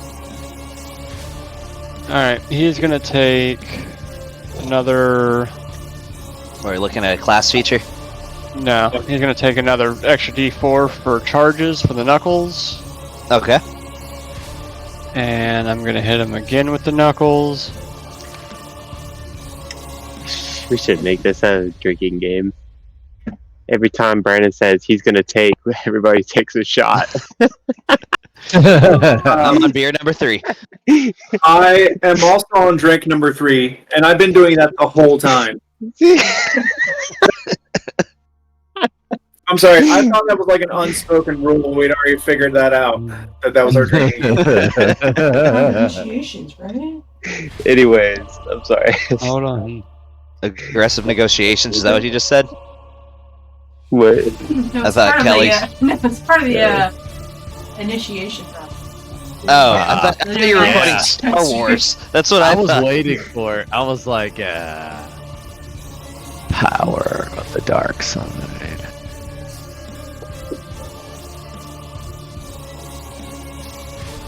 It's not aggressive negotiations, it's negotiations with a lightsaber. Yes. And then he's gonna take an extra 7 points of damage. Diplomacy. Alright, so I need to add a total of 18 for your additional charges. Alright. And that'll be the end of my turn.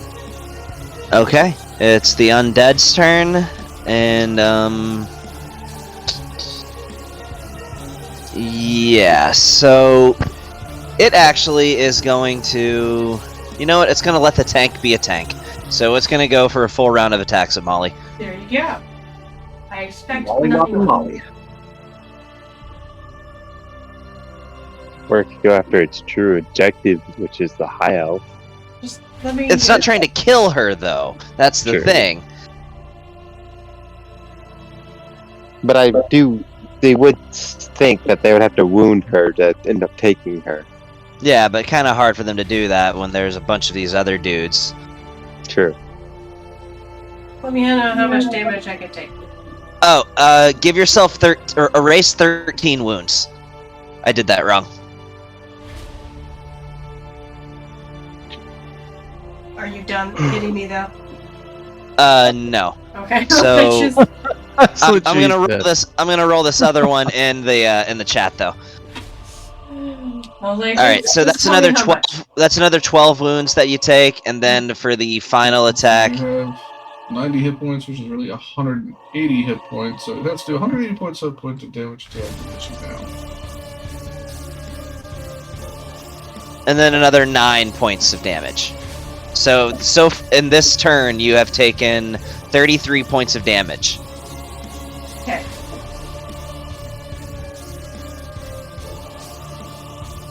And that's the end of its turn. I don't remember the undead and the regular primal going back to back, but the primal is stunned, so we skip his It's turn. probably because you had to take Vost and all them out of the combat tracker, or put them at the very bottom. Yeah. Okay. So what Heretia is going to do is she is going to... You know what? She's crazy, and this is interesting. No, that would be too crazy.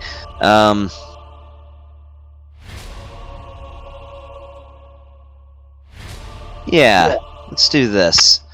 So, she, for a moment, is going to break off from the combat. And you see her glaring towards the edge of the town when suddenly you notice underneath the enemy forces that are encroaching... You get stabbed repeatedly, and you're just like... encroaching upon this city, you notice the ground begin to open up as you feel this earthquake that resonates from the distance as screams emanate from the battlefield as she just opens up an earthquake underneath the majority of their forces. That's so All right. crazy. The funny thing is, even if you All right. somehow have that, So, Gavin, quick thing. Can I, you know how I get a +2? Hold on. You know how I get a +2 when I'm laying prone with Yes. my rifle? Okay, what if I'm propped up against a fence? On top of... I want to take, my rifle and put it on the fence. For, like, stability. Yeah. Hmm. Can I get the same benefits as if I was laying down prone? Since he's using it for stability, Gavin, as DM, I'd give it to him because he's using it to stabilize himself. We'll say mean, it's yeah. a +1. Yeah, but you're in the peanut gallery, so it doesn't matter. I know. We'll say it's a +1. Okay, well, I still get advantage because I was hidden. And I'm gonna... Yes, I was. I'm gonna do a violent... I'm gonna do a grip point, violent shot. Let's see. Right here. Let's go. Advantage. Oh, and I'm also using my -5 for a +10. Which Okay. actually is just a -4.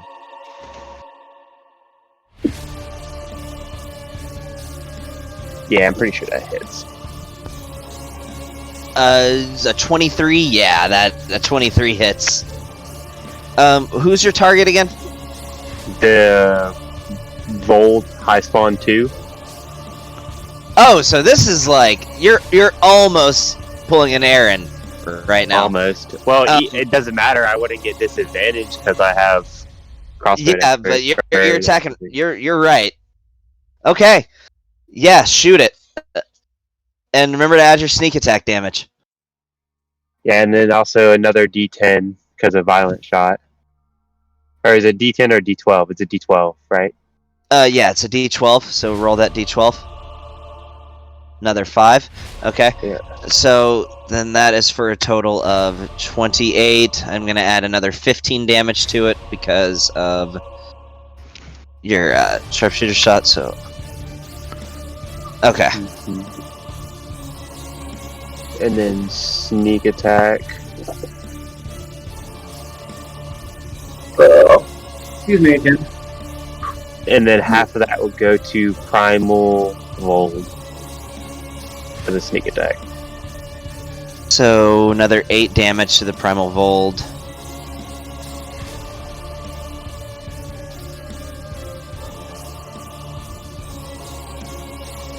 Oh my god, like it's Okay, yeah, Primal Vold looks like it is hanging on by a thread. It's okay. Bonus action, reload, and I steady my aim again, and I shoot Primal Bolt. That with a hits. 25.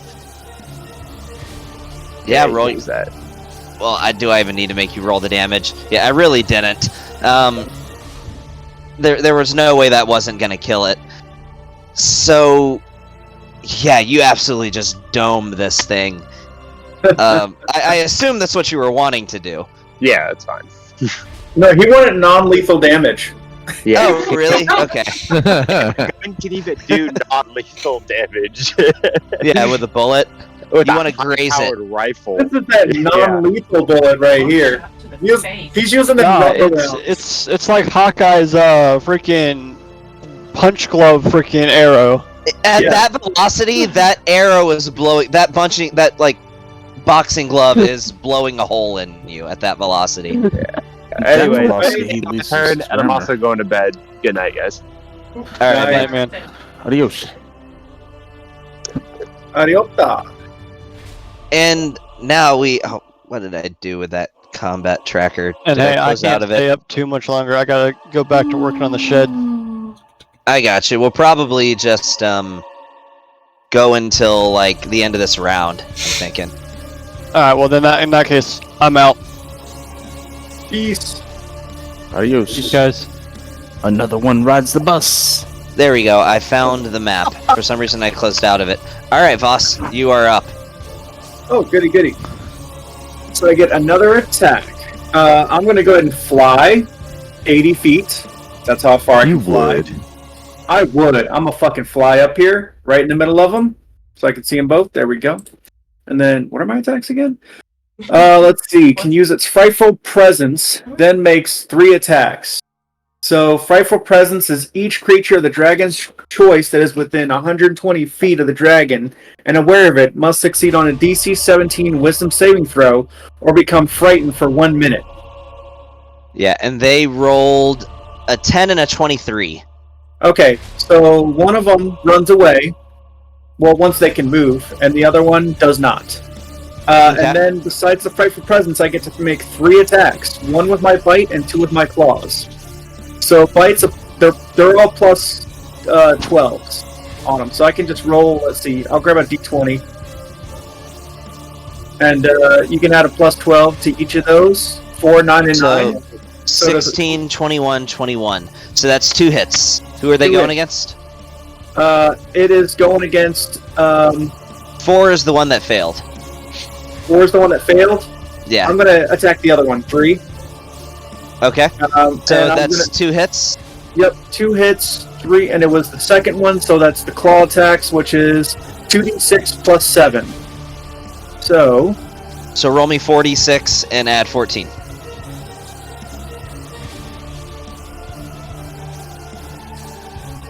low rolls, but whatever. So 22 points of damage. Okay. Yep, and it's non-magical damage, so it's just, claws. And then that's it for his turn. And then, wait, I get to do Snowflake's turn as well, right? Yes, you do. Who is a green dragon? I gotta flip over to the Green Dragon page. Dragon these balls. Yeah.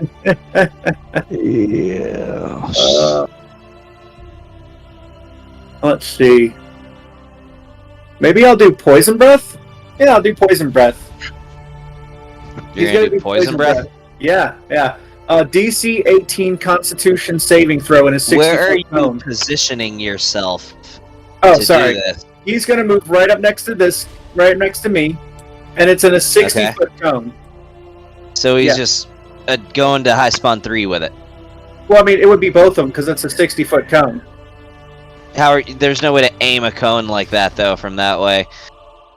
He can go to the right side of the void spawn. Yeah, I can go like Yeah, right over. you could go I can right over there. here. Yeah. And then just Don't aim it treat out. the edges of this map like it's an absolute finite thing, because Yeah. this is. And it's poison. Um, It's poison gas anyway, so it's gonna go around. So they each have to make a DC 18 con save.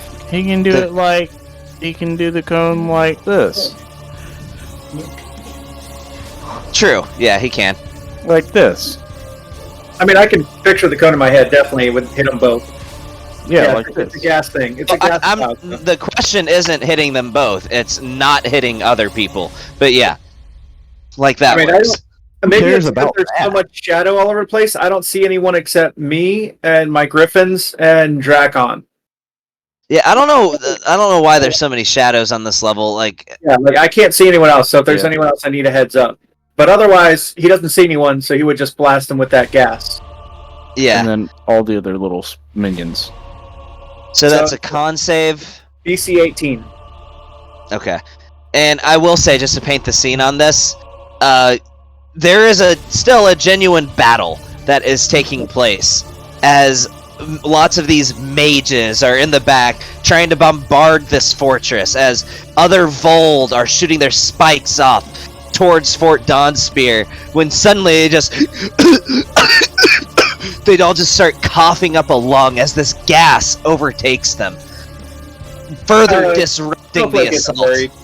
Snowflake isn't worried about him. Well, no, this is a good thing. That's what I'm saying. Yeah. So, and then a con save for number 3. Yeah, they both fail. Wow, really? Jesus. They do. That's 16 d6 damage. Which really, when I say both of them, it's like 37 of them just failed. But, you know, use your imagination. Imagination. That's a lot of damages. That's 48 damage. Okay. That's 48 poison damage. That's a lot. That's a lot. Oh, I have maximized my thing, and I don't know how to. There we go. That's All right, Drakon. Dragon. He will cast a spell.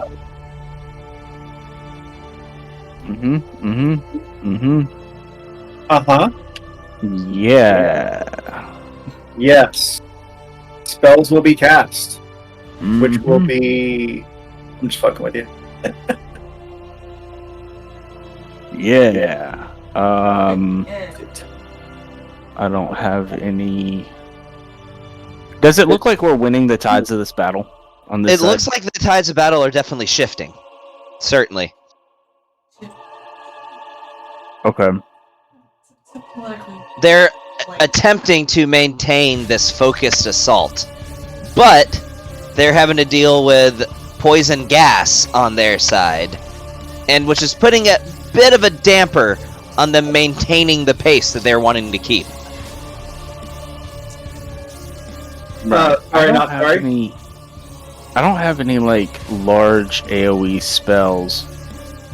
We know.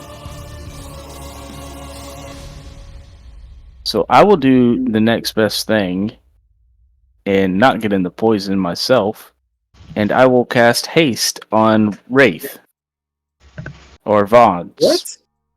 Yeah, I'll cast haste. Bro, don't cast haste on me. I don't need Why not? haste. I Aren't get you multiple attacks concentrating on with Drake. polymorph? Oh yeah, I am concentrating on polymorph. Jeez. Yeah. Yes. No haste. No haste. Okay, well fine. I will firebolt. Perfect. I love Firebolt? firebolt. Yeah, I will firebolt. So not fireball, firebolt. Perfect. Yeah. 2 half dragon sorcerer things. There you go. Yeah, I will firebolt this guy because I don't really have That's a good dagger. 25 hit. Indeed it does. And at level 15, what is my cantrip damage? It is 3 of whatever your dice is. Alright. I think it goes up to 4 at level 17, I want to say. 17 or 18. I just had to change that in my actions real quick. Yep, and that ends my turn. Okay, so this high spawn is seeing how things went last time, it's gonna try to put a little bit of space. So Which one? this one, which means that the green dragon is getting an attack of opportunity, as it's just gonna move like, I'm just gonna draw the arrow so I don't have to count it. It's gonna use the entirety of its movement speed. So if a dragon gets an attack of opportunity, is it like one of my claw attacks or like a full multi-attack? Whatever attack that you pick, any attack of your choice. Yeah, multi-attack. Yeah, no, you can't use multi-attack. It's a single attack. Okay, so it's either like claw or okay, yeah, Or gotcha. bite or tail. Some of them have like a tail attack. You can use that. It's one of those Yeah, three. so basically, I'm just gonna roll a d20, and then it's a Is that a 14 to add to it? Yeah, it's a plus 11 to hit, whatever that was, which was a 16. 5, so it's only a 16. So I'm guessing that's probably a miss. 16's a miss, right? Yeah, 16 does. Yeah, okay. I figured. Alright, so this map is not letting me do what I want to do, but I'm gonna move over there, and then I'm gonna cast a spell. Gavin's casting a spell, or which character is casting? Which one of your NPCs? Gavin, am casting a spell. I learned magic recently. Which one of your NPCs is casting a spell that we can counterspell? Well, I tried to move out of range, Mm-hmm. but I realized that couldn't exactly do that. It won't let me move the token. Let me move the token the way I want to move the token. No. We're just gonna counterspell. We don't. Well, yeah, just counterspell. Get out of here, nerd. It's gonna move itself up here. It's that's what it's doing. It's moving itself up here, wherever 60 feet away is. Yep. Is he Looks like 6 to me. feet away from all of us? Yes. Let me draw a line. It's gonna use its max movement speed. Including, like, my dragon, the other dragon, like all the dragons, and the half dragon, and the other dragon? Technically, it would be within range of you, of the green dragon specifically, but would not be in range of the other one. Well, my simulacrum still has counterspell. Yes, and it gets feel free to use it. Hey. I think that he's probably gonna use it here. Then Yeah, it's I gonna got- use counterspell as well. Damn it. Ooh. And now Ooh, it is casting its sickening radiance on you. On No me one or my uses simulacrum? I'll show you where I am putting it. 30-foot radius. It's bigger than that. There we go. 30-foot radius, and so it is going to put that.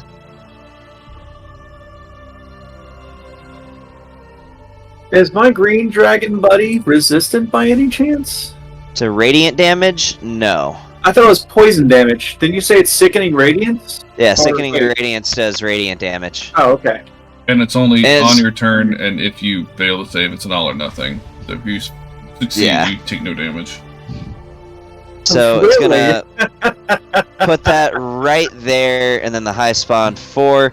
Have any of you guys taken?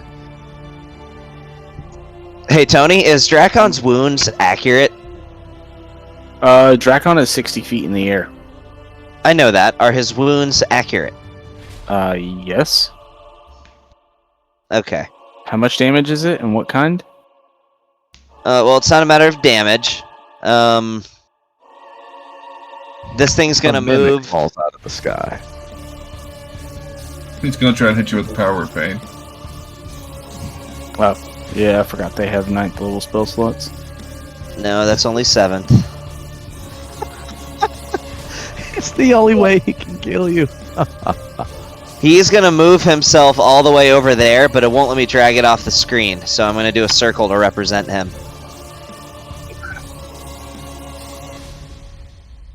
So he is now more than 60 feet away.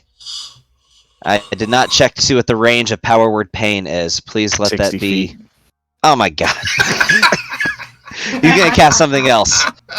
Okay. That's not how that works. He's gonna cast skill empowerment. He's gonna Huh. cast Vitrolic Sphere.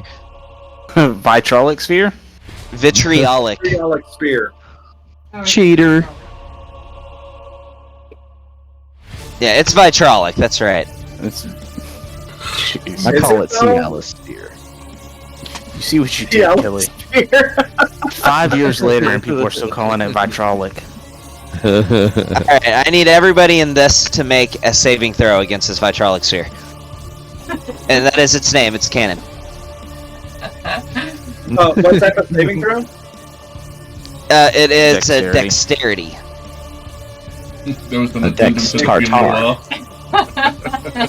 I'm like super good at dexterity saving throws. You're so good it hurts. No. Oh yeah, that's phenomenal. Dexterity.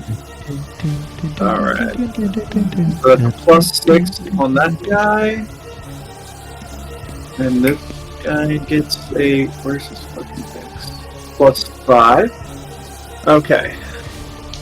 So, one is a. I'm just gonna roll 2d20s. First one is a +5, and the second one is a +6. So a 24 and a 9.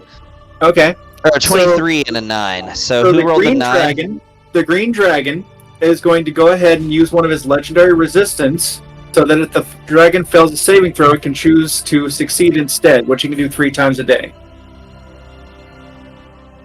Oh, yeah, Does wait, the I don't green think they dragon- get legendary resistances though.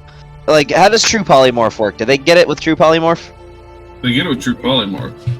Alright, but then I'll say he has it. That's fine. A 4th level spell gives you legendary resistances. But only here's the thing: it's based on your level, so you can only turn into a adult dragon if you're level 15. Right, but you can't with But- polymorph. Anyways, anyway, I'll hit you up about this later. Yeah, so whatever. For the purposes now, I guess, sure, that's fine. So if you rolled a 17 or lower, you take 25 points of acid damage. If you rolled an 18 or higher, that's 12 points of acid damage. If you failed, you take another 5d4 acid damage at the start of your next turn. Or at the end of your next turn. So I failed, and I want to use absorb elements. You can do that. So How you can half that damage, but you're still taking the acid damage at the end of your next turn. Yeah, what's the damage? It is 25 points of acid damage. Okay, so 12. Yes. 12, and now the next time you make a melee attack, you do additional acid damage depending on the level of absorb element that you cast. Okay. So, and with that, that was the last turn of the round. We will come back in 2 weeks with Azrael and Lucas starting off the next round. I just do mine like super fast. Mine takes like 5 seconds. You want to do it? That's fine if you want to go ahead and take it. Said. Look at this. This is gonna be this. Tell you what, anybody, I'm not shutting it down early if you guys don't want to. I know this round is going to take more than 25 minutes. You So- succeeds on that. I mean, His thing. It's I'm fine. right And then after it goes Lucas, to- so you could just do right after him, and then we can call it. And then I'm right after a non, so we No, I can just just wanna roll do that. right after a non. 25 to hit. That, I'm sure that hits the other guy that I was rolling It there. does. So then that's that. There I you believe go. that is his third time he has used Crown of Stars, so he has 4 motes left. Cool. That's Azrael's turn. That's over and done with. He still has an action. That was just his bonus. No, he cast Hold Monster on the Undead Primal. It succeeded. He Oh, went okay. so fast you didn't even know. It did. Huzzah! Alright, give me your best shot, Lucas. Yeah, that's super easy. I'm just gonna go ahead and let's get another cat out. A bonus Oh yeah, action. because your cat disappeared, right? So you need Yep. a new kitty. Pull that kitty out. Wow! And we're cat. You're allergic. How did you know?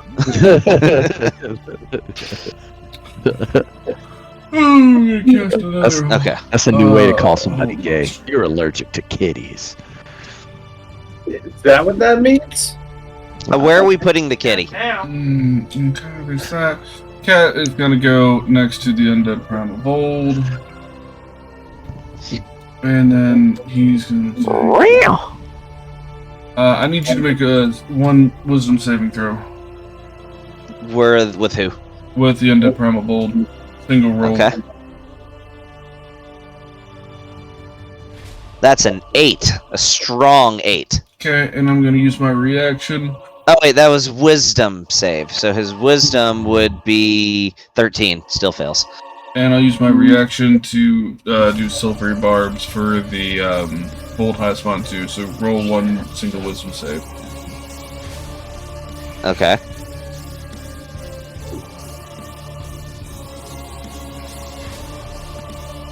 $18. That's failed. Okay. And then Stop yawning and just go. I'm tired. My goodness. Well, how'd you do that? That is a boss level Done. DC. Alright, they're both paralyzed. Oh, are they? Wait, both of them? Yeah, Both of them. Ooh.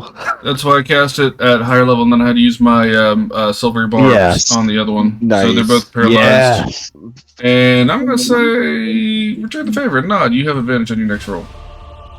Thank you. Okay. Not bad. Speaking of Anand, what you got? So it's let's check. I gotta survey the board. So both of them are paralyzed, and there's only 2 left. I am still holding that Kamehameha. Then they auto-fail deck saves. So the You can I whip it, potentially- like can I hit Volt Spawn 2 and then it circle back and smack the other one as well? No, because that's not how line spells work, but you could always move yourself. This ain't a line spell. This is a Kamehameha, and Krillin made it bend. So I don't know Yeah, what's but this- going on here. This isn't that though, but you can move yourself to try to get yourself set up in a good line. So we're just gonna come over here and go this way. Will that suffice? Yeah, that would work. Okay. You're just flying the whole Oh. carpet over there? Yeah. So they both failed. Hey. They took 40 points of damage. Ooh, 40 that was points good. of fire damage? Yeah. Ooh. And you look really sick as this is happening, by the way. Like, your hair is blowing all over the place behind you. You've got this, like, aura around you. Yes. The snow that's falling through the sky. This snow that's falling through the air is blowing away from you. Yes. Yes. Yeah, You the look blast is pretty real. cool. Good. There's going to be a picture of this, and children are going to look at that and say they want to grow up to be you. I expect nothing less. Women want you, and men want to be you. So are Yeah. we gonna make little model figurines of each of our characters again? That would and be then awesome. Anon's just gonna be a super overweight version of Aaron. I don't want to be over.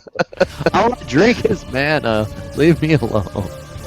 Shooting a commit. No, it's gonna be you, but you're gonna have spiky yellow hair. Anyway, what's Julius doing? The Julius same is thing. like, Daddy, you're so cool. No, he doesn't have the capacity to do that. Didn't I give Julius an item? I could have sworn I gave him an item that had something on You it. have to keep up. You have the blast scepter. I do have the blast scepter. I do. You know what? Let me look at that. This is a good time to mess with it. It uses Thunder Wave. Put yourself right in between them. Yeah. Let's go ahead and let's hit him with a Thunder Wave. Right out of the old blast scepter. All right. gonna slide up on them and do it. Slide into their DMs. Yep, all in the DMs. Let's see. Thunder Wave. Does 2d8 thunder damage and is pushed 10 feet away from you. Can I push him smack into the wall? You can. You'd have to put yourself somewhere like right here or right That's there. fine. I'll do it. All right. Boom. So that's what? Is that a con save or a strength save? I forget. Is a con save, I believe. Yeah, it's a con save. They're terrible with those. Well, that's a natural 20. For a 30 Well then.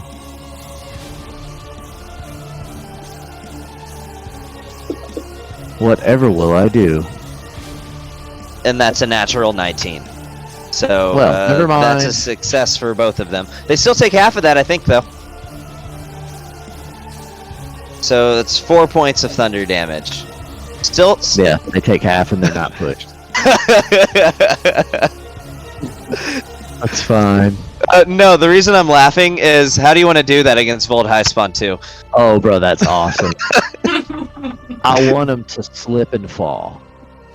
You just From want him to the- slip and fall? Yes, from the effort of a failed push, they're just gonna slip and fall and land on their face. Okay, so That'll it push 'em. thinks that it's all cool and that it resisted your spell, and it anime style slides back across the ground as it catches itself with its hand. Yes. Before the back of its feet catch a stone on the ground, it just whoop, falls back very anticlimactically, cracks its head on a rock on the ground, and That's dies. perfect. Oh, just like the chick who fell down the stairs and I was landed. about to say it's like erased. Yeah. It's like, yeah, he did like anime style. Which anime? Like, oh, there are several. Dude, that's quality. All right. I like the fact that you Well, I said the got chick my on the kill. stairs. I knew exactly where you were going with Yes. that. That was the Hey. most ridiculous thing I've ever seen. So I'm What's just up, gonna Tony? make 2 attacks. You want me to just go ahead and take mine? Oh, I'm sorry. Molly's next. My bad. I apologize. Yeah, it's Molly. Yeah, you don't matter yet. Molly, I'm sorry. the dude right next to you is paralyzed, so you get a boom for all your attacks. Yeah. You roll the crits. And criticals. You have you hit your ADV. Hit your ABBA. Your ABBA.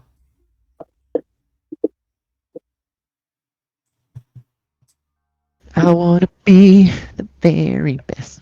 Like, no. And remember, you do extra. Oh, that's Yeah. the against the undead. Never mind. No, she does. Well, she should hold on. Anyway, she's critting on these. Hey, Yeah. Let's get the next one here. But I'm just reminding you that that weapon does extra damage to aberration. So that is an undead, so it doesn't count. But Also. So she should actually get 3 extra dice for her brutal critical. Yeah, I was just seeing that, so she'll Yes. get an extra 3d10 for each hit. Yeah. you can do the math, and I trust you to just tell me what it is. We'll give that up to you. You should just roll the. Yeah, go ahead and hit it the third time. Get an advantage.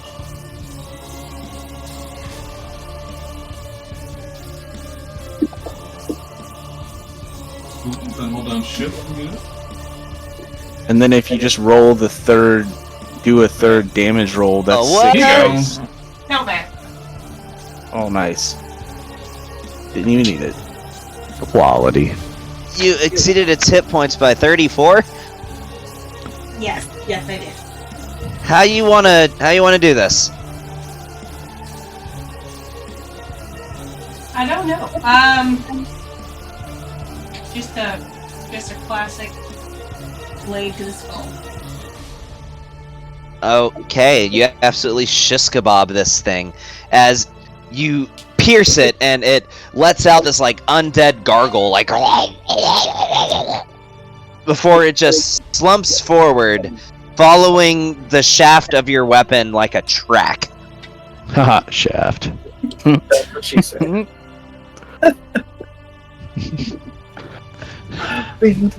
Before we end, Gav Bro, I'm gonna cast Heal on Molly for 70 points of healing. You have heal? You're Yeah. in a different place. No, Neston. Yeah, no, he's talking to Harold. Hey, I even thought- though I that's thought Neston, I Dragon still would have said Cat the Steel, same I was thing. like, Make sure you mark off the. Oh yeah, that's right. Make sure Yeah, you no. mark off the spell slot. Neston's 6, 7, and 8 is gone. I've never seen Neston heal anyone. Yeah, he actually healed Anon one time. Oh, good lord. Yeah, and then he told Anon that if he tells anybody, he'll slit his throat when he's sleeping. Oh yeah. Okay. Why That was did when we were. why does he have a problem with healing? Not wanting to heal people? That's Because he's just not the not group his- healer. His calling in life. He's a doctor cleric, but he's not the group healer. Like, oh, okay. Weirdo. So, with that, and this is how we're gonna end it. Azrael, heaving from the heat of battle, stands up, brushes himself off, and says, "We must assist the rest of the fighting force. But it seems as though we have turned the tide of battle. Once this has concluded, we need to have a discussion. I must tell you the origin of the Vold, where we really came from, how this all started, and what this means for the days to come. I have heard this name that you have mentioned, this name of Dargathoth, and I believe it has some connection to our people." Did anybody tell him Dargathoth? Mm-hmm. I Yeah. bet you it has something to do with Elven You did. High magic and bestiality. I know we told the Celestial Witch. I don't know if we told it to him. The group mentioned it. I in think his Brandon. presence. I think Brandon blurted it out. I know somebody said something about it in his presence. Sure. I made a note of that. I was too busy being pissy about the Elven High magic. I was too busy just throwing a tantrum about it. I know, I this know. is racist, is what it is. It's racist. Hey Tony, Mm. why Why does my hair always did- look perfect? no, I don't I know. was gonna ask you. I did in, my hair again, by the way. I don't know if you guys can tell. and the It's, other it's thing, teal why now. did Victor save Isak? I Why thought you did, weren't supposed to save the big bad. why did Victor save Izek? Yes. Because Izek is Victor's personal bodyguard. And he's been his bodyguard since he was a child. And he's a teenager. My cat Didn't just he also destroyed trade my the devil? Ultimate Alliance poster. Victor. It wouldn't be a session if Gavin Victor- didn't complain about one of his cat. I Yep. almost made it to the end of it. I can't believe you remembered to say that, Marte. I told you to do that like 3 days ago. I mean, me and Marte have a really close, like, butt buddy relationship, but like we Right. don't talk every day. It's like once every couple of days. Do you know who I talked to the other day?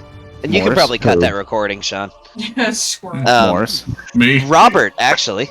Oh, and yeah. then, yes, Sean too. Yeah, Robert Well, I called would me hope. too. Yeah, he called me. Well, I Dylan gave him Gordon. your number.